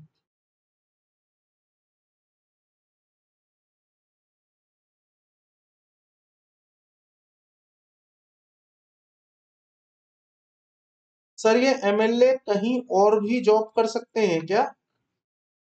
क्यों मयूर, आपके यहाँ के एमएलए कहीं जॉब कर रहे हैं क्या? नहीं कर सकते, नहीं कर सकते। भरत कह रहे हैं एग्जेम्प्ट कैसे दिखाएंगे अगर स्पेंड नहीं करेंगे तो?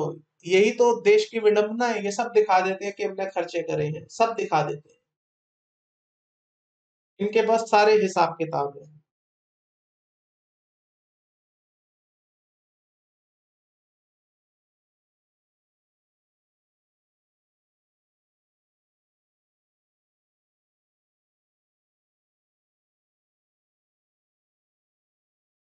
नेक्स्ट आइएगा मेरे साथ।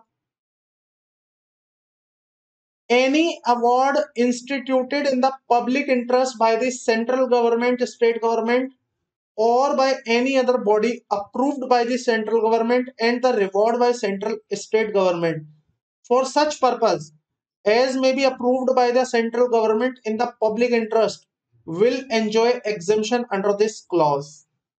सरकार ने बोला अपने घर पर, सरकार ने बोला अपने घर पर ऐसा कोई आविष्कार करो जिससे हम खुश हो जाएं। मैंने आविष्कार कर दिया, सरकार खुश हो गई, सरकार ने मुझे 5 करोड़ रुपए अवार्ड दिया क्योंकि मैंने एक ऐसा आविष्कार किया जिससे सरकार बड़ी खुश हो गई और सरकार ने मुझे 5 करोड़ रुपए का अवार्ड दिया। क्या ये 5 करोड़ रुपए मेरे लिए इनकम है? यस। लेकिन क्या मैं इस पर टैक्स दूंगा? नहीं। क्यों नहीं दूंगा?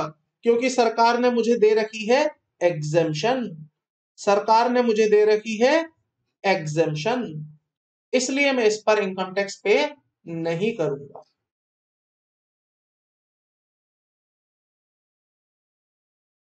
आप सभी लोगों ने परमवीर चक्र, महाचक्र, वीर चक्र इस तरह के नाम सुने हैं किसी ने? कहां पर सुने हैं नाम आपने?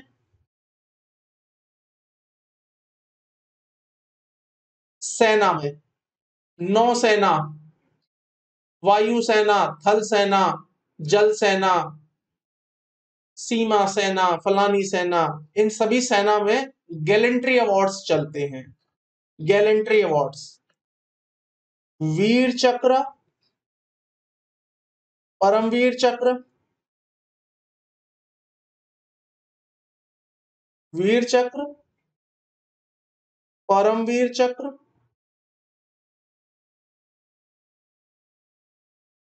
और कौन सा अवार्ड होता है? महावीर चक्र। अगर किसी को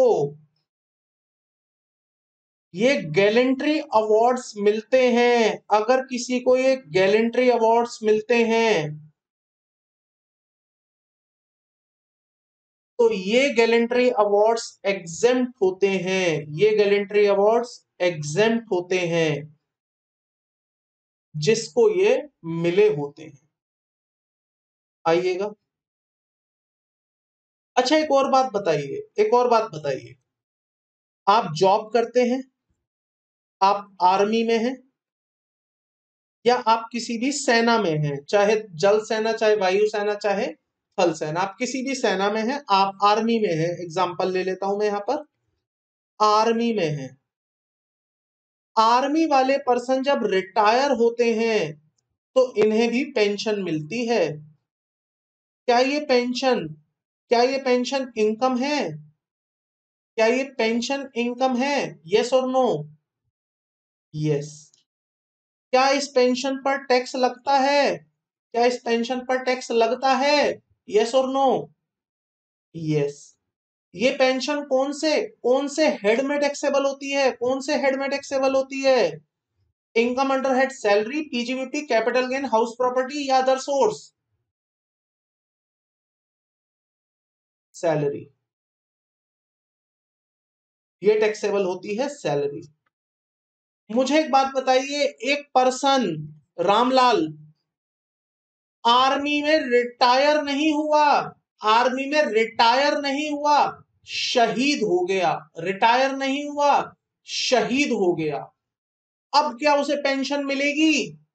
क्या अब उसे पेंशन मिलेगी? यस। क्या वो पेंशन उसको मिलेगी या उसके घर वालों को मिलेगी? घर वालों को मिलेगी। क्या घर वाले उस पेंशन पर इनकम टैक्स पे करेंगे या नहीं करेंगे? क्या घर वाले उस पेंशन पर इनकम टैक्स पे करेंगे या नहीं करेंगे? नहीं करेंगे। क्योंकि शहीदों को अगर पेंशन मिलती है, शहीदों को अगर पेंशन मिलती है, उनको उनको इनकम टैक्स में एग्जेम्पशन दी जाती है। देखिए, any income, any income by way of pension received by an individual is exempt from tax। अगर कोई पेंशन मिलती है किसी पर्सन को, इनकम टैक्स में एग्जेम्प्ट हो जाएगी if such individual was an employee of a central or state government and has been awarded as a Paramveer Chakra, Mahavir Chakra, Veer Chakra or other such gallantry award notified by the central government in this behalf। अगर कोई person फौज से retired है, retired नहीं sorry, शहीद है, death हो गई है और उसके घर वालों को पेंशन मिलती है, या कोई पर्सन गैलेंट्री अवार्ड से अवॉर्डेड है और उसे पेंशन मिलती है, तो वो पेंशन उसके हाथ में या उसके परिवारजनों के हाथ में एग्जेम्प्ट हो जाएगी। आगे देखिए, in case of death of an individual any income by way of family pension received by any member of the family, such individual shall also be exempt under this clause। जीते जी आपको pension मिली, जीते जी आपको pension मिली, आपको income tax देना होगा अगर आप gallantry award से अवॉर्डेड नहीं है। मरने के बाद आपको पेंशन मिली तो आप के उस परिवारजन पर, जिसके असस्सी के उस परिवारजन पर जिसको पेंशन मिली, उसे एग्जेम्पशन दी जाएगी। यहां पर बनाइएगा मेरे साथ एक chart. Pension by army official,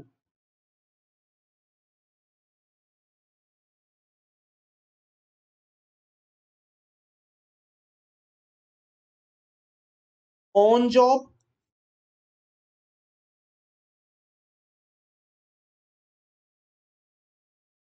any gallantry award, no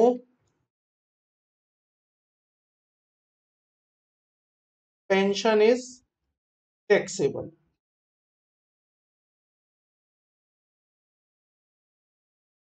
any gallantry award, yes,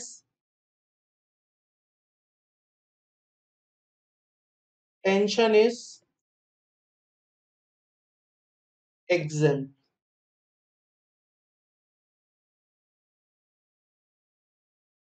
after death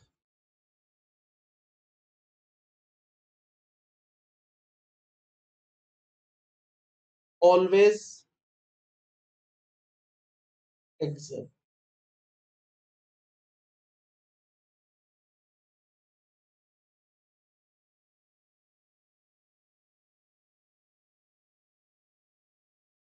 चंचल का क्वेश्चन है, सर आर्मी ऑफिसर जिन्हें ये अवार्ड नहीं मिलते, क्या उन्हें पेंशन नहीं मिलती? मिलती है, बट एग्जेम्पशन नहीं मिलती।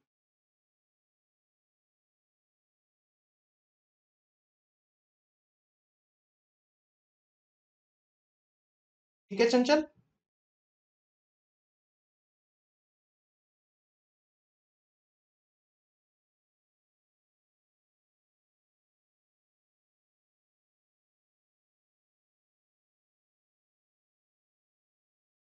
नहीं मयूर, अगर आप आर्मी ऑफिशियल नहीं है और आपके फैमिली को पेंशन मिलती है तो फैमिली को टैक्स देना पड़ता है। अगर आप मान लीजिए सरकारी बैंक में एम्प्लॉय हैं, आप रिटायर हो गए, आपको पेंशन मिली, किसी वजह से हस्बैंड की डेथ डेथ हो गई तो उसकी वाइफ को पेंशन मिलनी शुरू हो जाती है। अगर वाइफ को पेंशन मिल रही है हस्बैंड की, तो वाइफ को इनकम टैक्स पे करना पड़ेगा।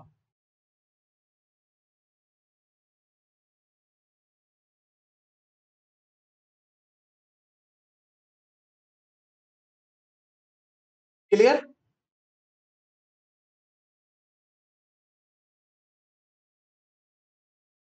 चल सकते हैं आगे, यस और नो?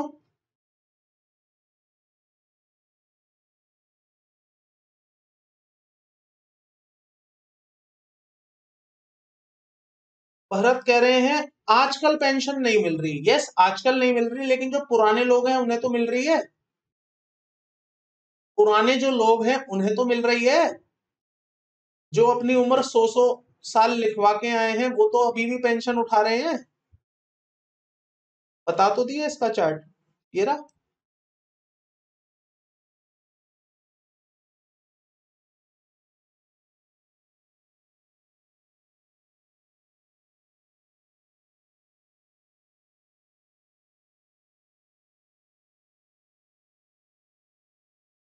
चल सकते हैं आगे।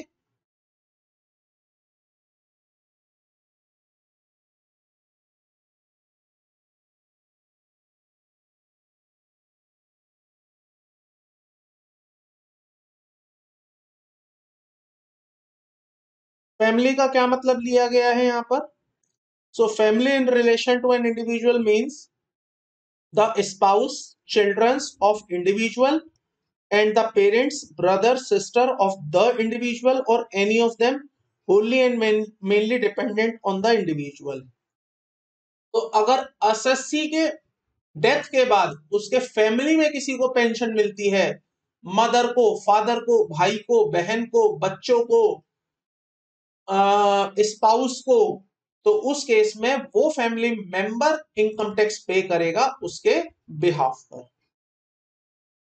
फर्दर फर्दर सीबीडीटी ने यह भी क्लैरिफाई किया है कि जो डिसेबिलिटी पेंशन है, डिसेबिलिटी पेंशन, ये सभी आर्मी के लोगों को दी जाएगी, आर्म्ड फोर्स पर्सनल्स को दी जाएगी, irrespective of rank, who have been invalidated out of such service on account of bodily disability attributable or aggravated by such service. However, such tax exemption will be available only to armed force person who have been invalidated out of service on account of bodily disability attributable or aggravated by such service, not personnel who have been retired or superannuation on otherwise। क्या मतलब है इस पूरे paragraph को बता देता हूं। जंग लड़ते लड़ते सेना में रहते रहते जंग लड़ते लड़ते किसी पर्सन के हाथ या पैर कट गए हैं, वो डिसेबल्ड हो गया है। अब वो सेना में और ज्यादा लंबे समय रह नहीं सकता क्योंकि डिसेबिलिटी आ गई है। तो उस डिसेबल्ड पर्सन को जो पेंशन दी जाएगी उसको कहते हैं डिसेबिलिटी पेंशन। वो डिसेबिलिटी पेंशन उस पर्सन के हाथ में एग्जेम्प्ट रहेगी। लेकिन अगर आपने अपनी मर्जी से रिटायरमेंट ले लिया है ये कहते हुए कि अब मेरा मन नहीं लगता है सेना में, अब मैं और ज्यादा लड़ नहीं पाऊंगा, मेरी इच्छा शक्ति नहीं है, या मेरा शरीर साथ नहीं देता है लड़ने के लिए, और आप रिटायरमेंट ले आते हैं, तो उस केस में आपकी जो पेंशन होगी वो एग्जेम्प्ट नहीं होगी। उस केस में जो आपकी पेंशन होगी वो एग्जेम्प्ट नहीं होगी। क्लियर? बताइए, यहां तक समझ आ गई आपको बातें?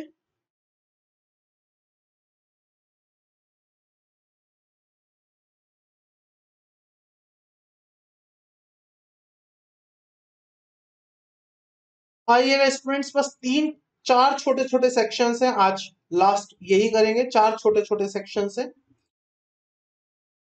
Income, income of member of scheduled tribe. Scheduled tribe क्या होता है? पिछड़े एरिया, पिछड़े area.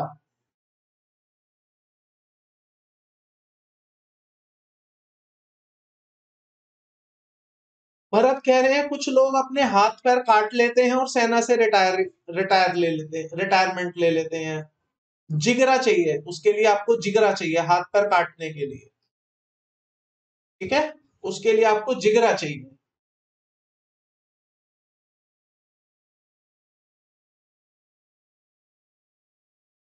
Income of member of a scheduled tribe, क्या कोई बता सकता है what is a scheduled tribe? क्या होता है शेड्यूल्ड ट्राइब?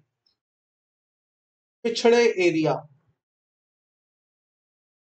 इनकम टैक्स कहता है कि अगर आप पिछड़े एरिया में हैं और वहां इनकम कमा रहे हैं तो उस इनकम पर भी हम आपसे कोई इनकम टैक्स नहीं लेंगे, एग्जेम्प्ट रखेंगे। कौन सी income? A member of scheduled tribe residing in any area specified in the constitution, that is the North Kachar Hill district, the Karbi Anlong district, Bodoland territorial areas district, Khasi Hill district, Jantiad Hill district और the Garo hill district, ये नाम ही बड़े अजीब से हैं, और in the state of Manipur, Tripura, Arunachal Pradesh, Mizoram, Nagaland और इन लद्दाख। तो अगर आप यहां रहते हैं, आप उसके मेंबर हैं, आपकी इनकम एग्जेम्प्ट कर देंगे, आपकी इनकम एग्जेम्प्ट कर देंगे from the tax on his income arising और accruing from any source in the area of state aforesaid by way of dividend or interest on securities। तो आपकी दो इनकम जो आपने उस एरिया से कमाई होंगी, जो आपने डिविडेंड से कमाई होंगी, जो आपने इंटरेस्ट ऑन सिक्योरिटी से कमाई होंगी, इन इनकम पर हम आपसे टैक्स नहीं मांगेंगे अगर आप मेंबर हैं किसके? पिछड़े हुए एरिया के।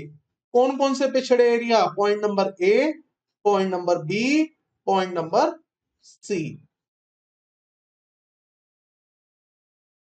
बताइए, कोई दिक्कत है यहां तक?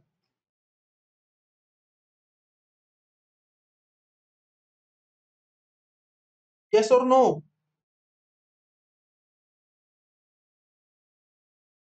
नेक्स्ट सेक्शन देखिएगा, specified income of Sikkim is individual. अगर आप सिक्किम के इंडिविजुअल हैं, अगर आप सिक्किम के इंडिविजुअल हैं, आपकी इनकम एग्जेम्प्ट कर देंगे। अगर आप सिक्किम के इंडिविजुअल हैं, कौन सी इनकम एग्जेम्प्ट करोगे? Income from any source in the state of Sikkim. तो हर वो इनकम जो आपने सिक्किम स्टेट में रहते हुए सिक्किम स्टेट के सोर्सेस से कमाई है। दूसरा, any income by way of a dividend or interest on securities, that will be completely exempted, that will be completely exempted if you are a Sikkimese individual, if you are a Sikkimese individual. However, however, this exemption will not be available to Sikkimese women who on or after 1st April 2008 marries to a non-Sikkim individual।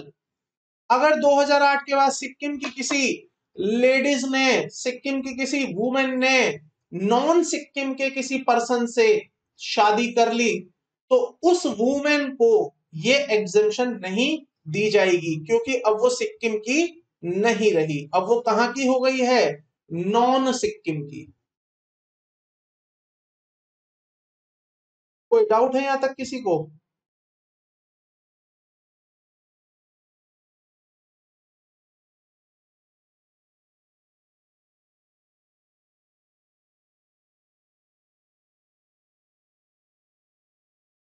चलिएगा आगे।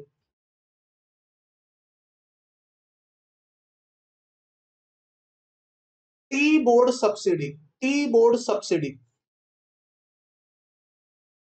the amount of any subsidy received by an assessee engaged in the business of growing and manufacturing tea in India through or from the tea board will be wholly exempt। तो अगर आप चाय बनाने का काम करते हैं, घर में नहीं, बागानों में चाय की पत्ती उगाने या मैन्युफैक्चरिंग का काम करते हैं, और तो आपको अगर कोई सब्सिडी मिलती है, कहां से? टी बोर्ड से, टी बोर्ड से, तो उस केस में वो जो टी बोर्ड सब्सिडी होगी वो आपकी एग्जेम्प्ट कर दी जाएगी। कंडीशन है कुछ आपको ध्यान रखनी है condition. Subsidy should have been received under any scheme for the replantation और replacement of the bushes or for a consolidation of the area used for a cultivation of tea as notified by the central government। दूसरी condition, assessee should furnish a certificate from the tea board as the amount of subsidy received by him during the previous year to assessing officer along with his return for the relevant assessment year within the time extended by assessing officer for this purpose। कुल मिलाकर मेरे को कितनी subsidy मिली, इसका मुझे certificate लाना पड़ेगा tea board authority से कि देखो आपने मुझे इतनी सब्सिडी दी है, ताकि उतनी सब्सिडी की मुझे एग्जेम्पशन मिल जाए और मैं वो सर्टिफिकेट अपने असेसिंग ऑफिसर को दिखाऊं और उसे बताऊं कि देखो इतनी मुझे एग्जेम्पशन मिल गई है, तो ये मेरा अमाउंट एग्जेम्प्ट कर दो और बाकी मेरा अमाउंट टैक्सेबल होगा। तो जितनी मुझे टी बोर्ड सब्सिडी सर्टिफिकेट के थ्रू बता देगा कि इतनी सब्सिडी आपको दे रहे हैं, वो एग्जेम्पशन में अलाउ हो जाएगी। मुझे लगता नहीं इस पॉइंट पे भी किसी को डाउट होना चाहिए। लास्ट पॉइंट देखिएगा आज की क्लास का, अदर सब्सिडी। अदर सब्सिडी, अगर आपको कोई और सब्सिडी मिलती है, any other subsidy received by N assessee engaged in the business of growing and manufacturing rubber, coffee, cardamom or other specified commodities in India as notified by central government will be wholly exempt। अगर आप rubber उगाने का काम करते हैं, अगर आप coffee बनाने का काम करते हैं, अगर आप कार्डामोम इलायची उगाने का काम करते हैं, अगर आप any other commodities in India इसका काम करते हैं जो कि सरकार नोटिफाई कर सकती है या कर कर चुकी है, तो उस केस में आपको अगर कोई सब्सिडी मिलती है, वो सब्सिडी आपके हाथ में एग्जेम्प्ट हो जाएगी। कंडीशन क्या होगी?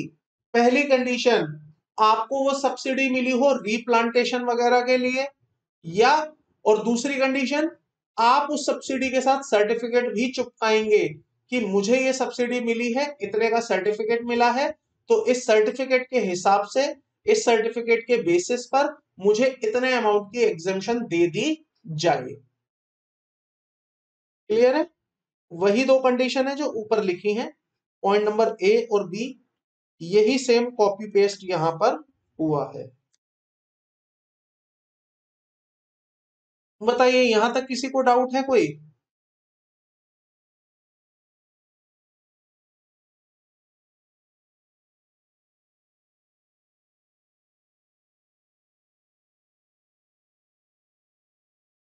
आइएगा मेरे साथ पेज नंबर 52 पर, डिस्कस इसको हम करेंगे नेक्स्ट क्लास में। आज मैं केवल आपको इसका एक बैकग्राउंड समझा रहा हूं, केवल बैकग्राउंड।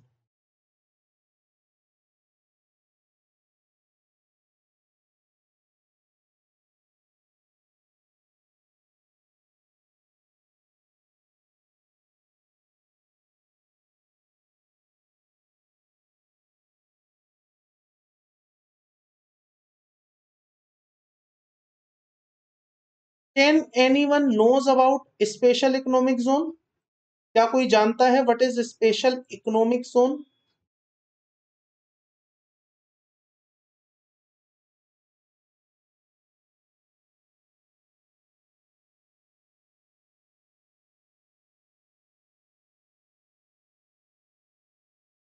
किसी ने नहीं सुना स्पेशल इकोनॉमिक जोन क्या होता है?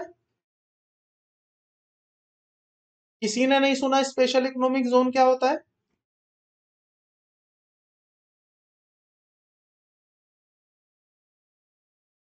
सुनिए, मयूर कह रहे हैं फैक्ट्री एरिया। नहीं नहीं Mayur. What is special economic zone? Let me tell you. सरकार क्या करती है, कुछ एरिया, कुछ ऐसे एरिया जिसे सरकार अपने पैसे लगाकर डेवलप नहीं करना चाहती, अपने पैसे लगाकर डेवलप नहीं करना चाहती, वहां पर सरकार इंडस्ट्रीज को मौका देती है, आप इस एरिया को डेवलप करिए, आप इस एरिया को डेवलप करिए, मिलकर काम करिए। अगर आप इस एरिया में आने के बाद, अगर आप इस एरिया में आकर काम करेंगे तो हम आपके प्रॉफिट्स एग्जेम्प्ट कर देंगे, हम आपके ऊपर से जीएसटी माफ कर देंगे, हम आपके ऊपर जीएसटी नहीं लगने देंगे, हम आपको इस तरह का बेनिफिट देंगे, हम आपको उस तरह का बेनिफिट देंगे।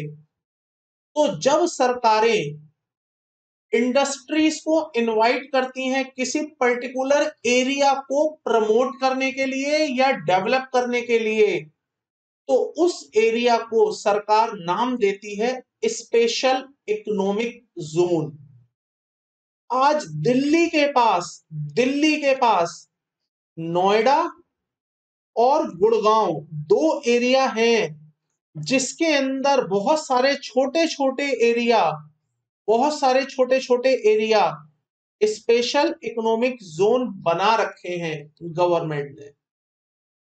तो इन एरियाज में क्या होता है, इंडस्ट्रीज आती हैं, चाहे वो मैन्युफैक्चरिंग इंडस्ट्री हो, चाहे वो सर्विस इंडस्ट्री हो, इंडस्ट्रीज आती हैं, मिलकर एरिया डेवलप करती हैं, प्रमोट करती हैं और सरकार के दिए गए बेनिफिट्स, सरकार के दिए गए बेनिफिट्स का फायदा उठाती हैं।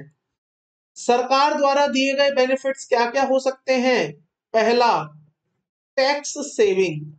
सरकार कहती है कि हम आपके ऊपर से टैक्स हटा देंगे, इनकम टैक्स हटा देंगे, जीएसटी हटा देंगे और इस तरह का कोई और टैक्स भी लगता होगा वो भी हटा देंगे। सरकार कहती है हम आपको सब्सिडी दे देंगे, सब्सिडी।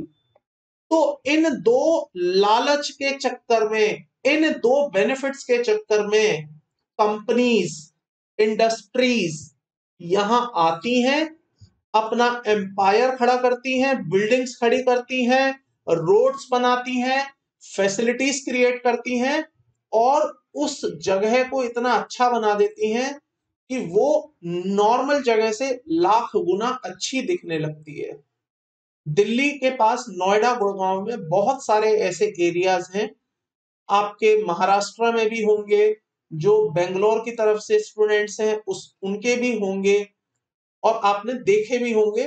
गूगल करिएगा स्पेशल इकोनॉमिक जोन तो आपको कुछ एरिया ऐसे मिलेंगे। अब सरकार ये कहती है कि अगर आप स्पेशल इकोनॉमिक जोन में आकर कंपनी का काम करते हैं, कोई बिजनेस करते हैं, तो हम आपके प्रॉफिट्स एग्जेम्प्ट कर देंगे फॉर अ लिमिटेड पीरियड, हम आपका जीएसटी आपके ऊपर से हटा देंगे फॉर अ लिमिटेड पीरियड। ये फैसिलिटीज जब मिलती हैं तो कोई भी इंडस्ट्री उस एरिया में आकर काम करने को राजी हो जाती है। अब हमारे पास एक सेक्शन है जो कि मैं आपको नेक्स्ट क्लास में करवाऊंगा, सेक्शन 10AA। वो इसी बारे में बात करता है। अगर आप इस एरिया में आकर काम करते हैं तो जो आपके 15 साल के प्रॉफिट्स होंगे, जो आपके 15 सालों तक के प्रॉफिट होंगे, उस पर हम आपसे कोई टैक्स नहीं मांगेंगे, उस पर हम आपसे कोई इनकम टैक्स नहीं मांगेंगे अगर आप इस स्पेशल इकोनॉमिक जोन में आकर काम करते हैं। 15 साल तक के आपके प्रॉफिट एग्जाम कर देंगे। कैसे करेंगे? कंडीशन है, पहले 5 साल बिल्कुल फ्री कर देंगे, अगले 5 साल कुछ अमाउंट फ्री कर देंगे और उसके अगले 5 साल कंडीशन दे देंगे आपको। अगर आप वो कंडीशन पूरी कर दोगे तो प्रॉफिट एग्जेम्प्ट रहेगा, अगर आपने कंडीशन पूरी नहीं करी तो प्रॉफिट आपका टैक्सेबल हो जाएगा। तो इस तरह से हम आपके 15 सालों तक के प्रॉफिट एग्जेम्प्ट करने की बात कर रहे हैं। कौन से सेक्शन में? Section 10AA। हेडिंग पढ़िएगा, बाकी हम करेंगे लास्ट नेक्स्ट क्लास में। Tax holiday for newly established unit in special economic zone, section 10AA। तो अगर आप अपना बिजनेस सेटअप करते हैं कहां पर? स्पेशल इकोनॉमिक जोन में। अगर आप अपना बिजनेस सेटअप करते हैं स्पेशल इकोनॉमिक जोन में तो हम आपको टैक्स हॉलिडे दे देंगे। टैक्स हॉलिडे का मतलब टैक्स देने से छुट्टी दे देंगे। कितने सालों तक की छुट्टी मिल जाएगी आपको? कितने सालों तक की छुट्टी मिल जाएगी? 15 साल। और deduction of profit and gains which are derived by assessee being an entrepreneur from the export of article or things or providing any services shall be allowed from the total income of the assessee। तो अगर आप export करेंगे special economic zone से तो जितना आप export करेंगे उस एक्सपोर्ट से जितना आप प्रॉफिट कमाएंगे उस प्रॉफिट की हम आपको डिडक्शन दे देंगे, उस प्रॉफिट की हम आपको डिडक्शन दे देंगे, एग्जेम्प्ट कर देंगे। बाकी हम करेंगे इसका रिमेनिंग पार्ट, इस सेक्शन का रिमेनिंग पार्ट नेक्स्ट क्लास में। आज की क्लास बिल्कुल भी टेक्निकल नहीं थी, लेकिन अगली क्लास टेक्निकल रहेगी, ठीक है। आज की क्लास आपकी जल्दी खत्म हो रही है, 2 घंटे में ही आपको आजादी मिल गई है। Now I am taking your doubts. अगर आपके कोई क्वेश्चन है, डाउट है, आप पूछ सकते हैं।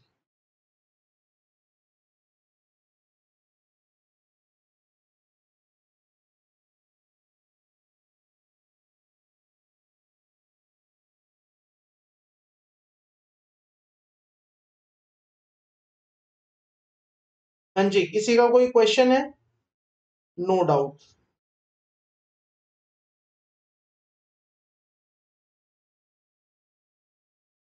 चलिए,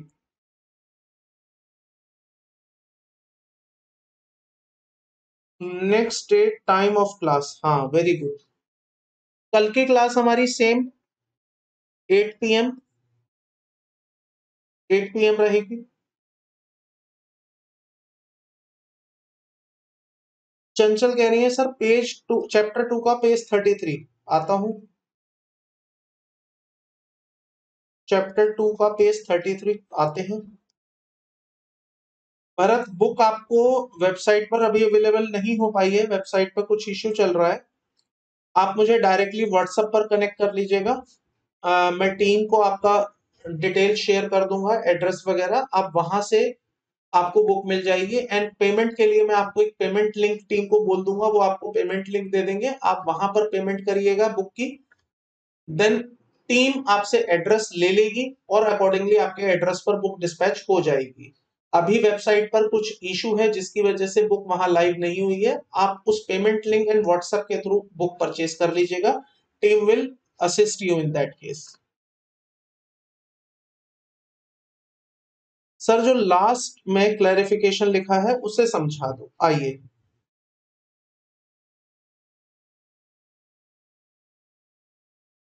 Clarification regarding liability to income tax in India of a non-resident seafarer receiving remuneration in NRE account, non-resident external account maintained with Indian Bank, circular number this and this.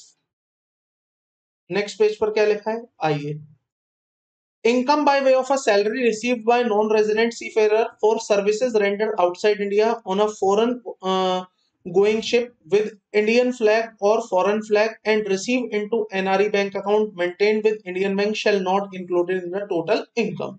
तो ठीक तो बात है, मैंने क्या बोला, अगर किसी के एनआरई अकाउंट में कोई इनकम आती है, एनआरई अकाउंट में, नॉन रेजिडेंट एक्सटर्नल अकाउंट, तो आप उसे एग्जेम्प्ट मानेंगे।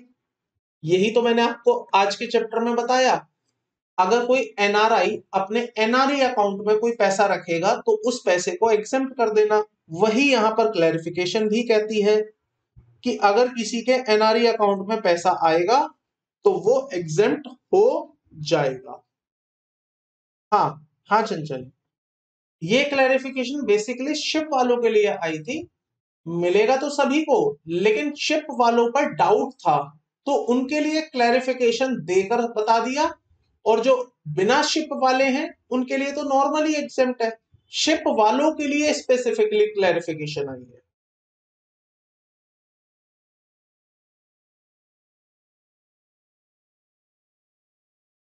चलिए गाइस, कोई डाउट नहीं है और किसी का कोई डाउट, कोई क्वेरी नहीं है, then we can end this live session in class for today. So आज YouTube पर भी स्टूडेंट्स क्लास देख रहे हैं, उनके लिए भी मैं बोल देता हूं अगेन, अगर आपका कोई क्वेरी नहीं है, कोई डाउट नहीं है, then we can end this live session in class for today. मिलते हैं कल 8 बजे सेम तरह से, सेम प्लेटफॉर्म पर। कल की क्लास YouTube पर स्ट्रीम नहीं होगी। चलिए guys, thank you so much for joining this live session in class for today. Thank you so much. Good night. Bye bye.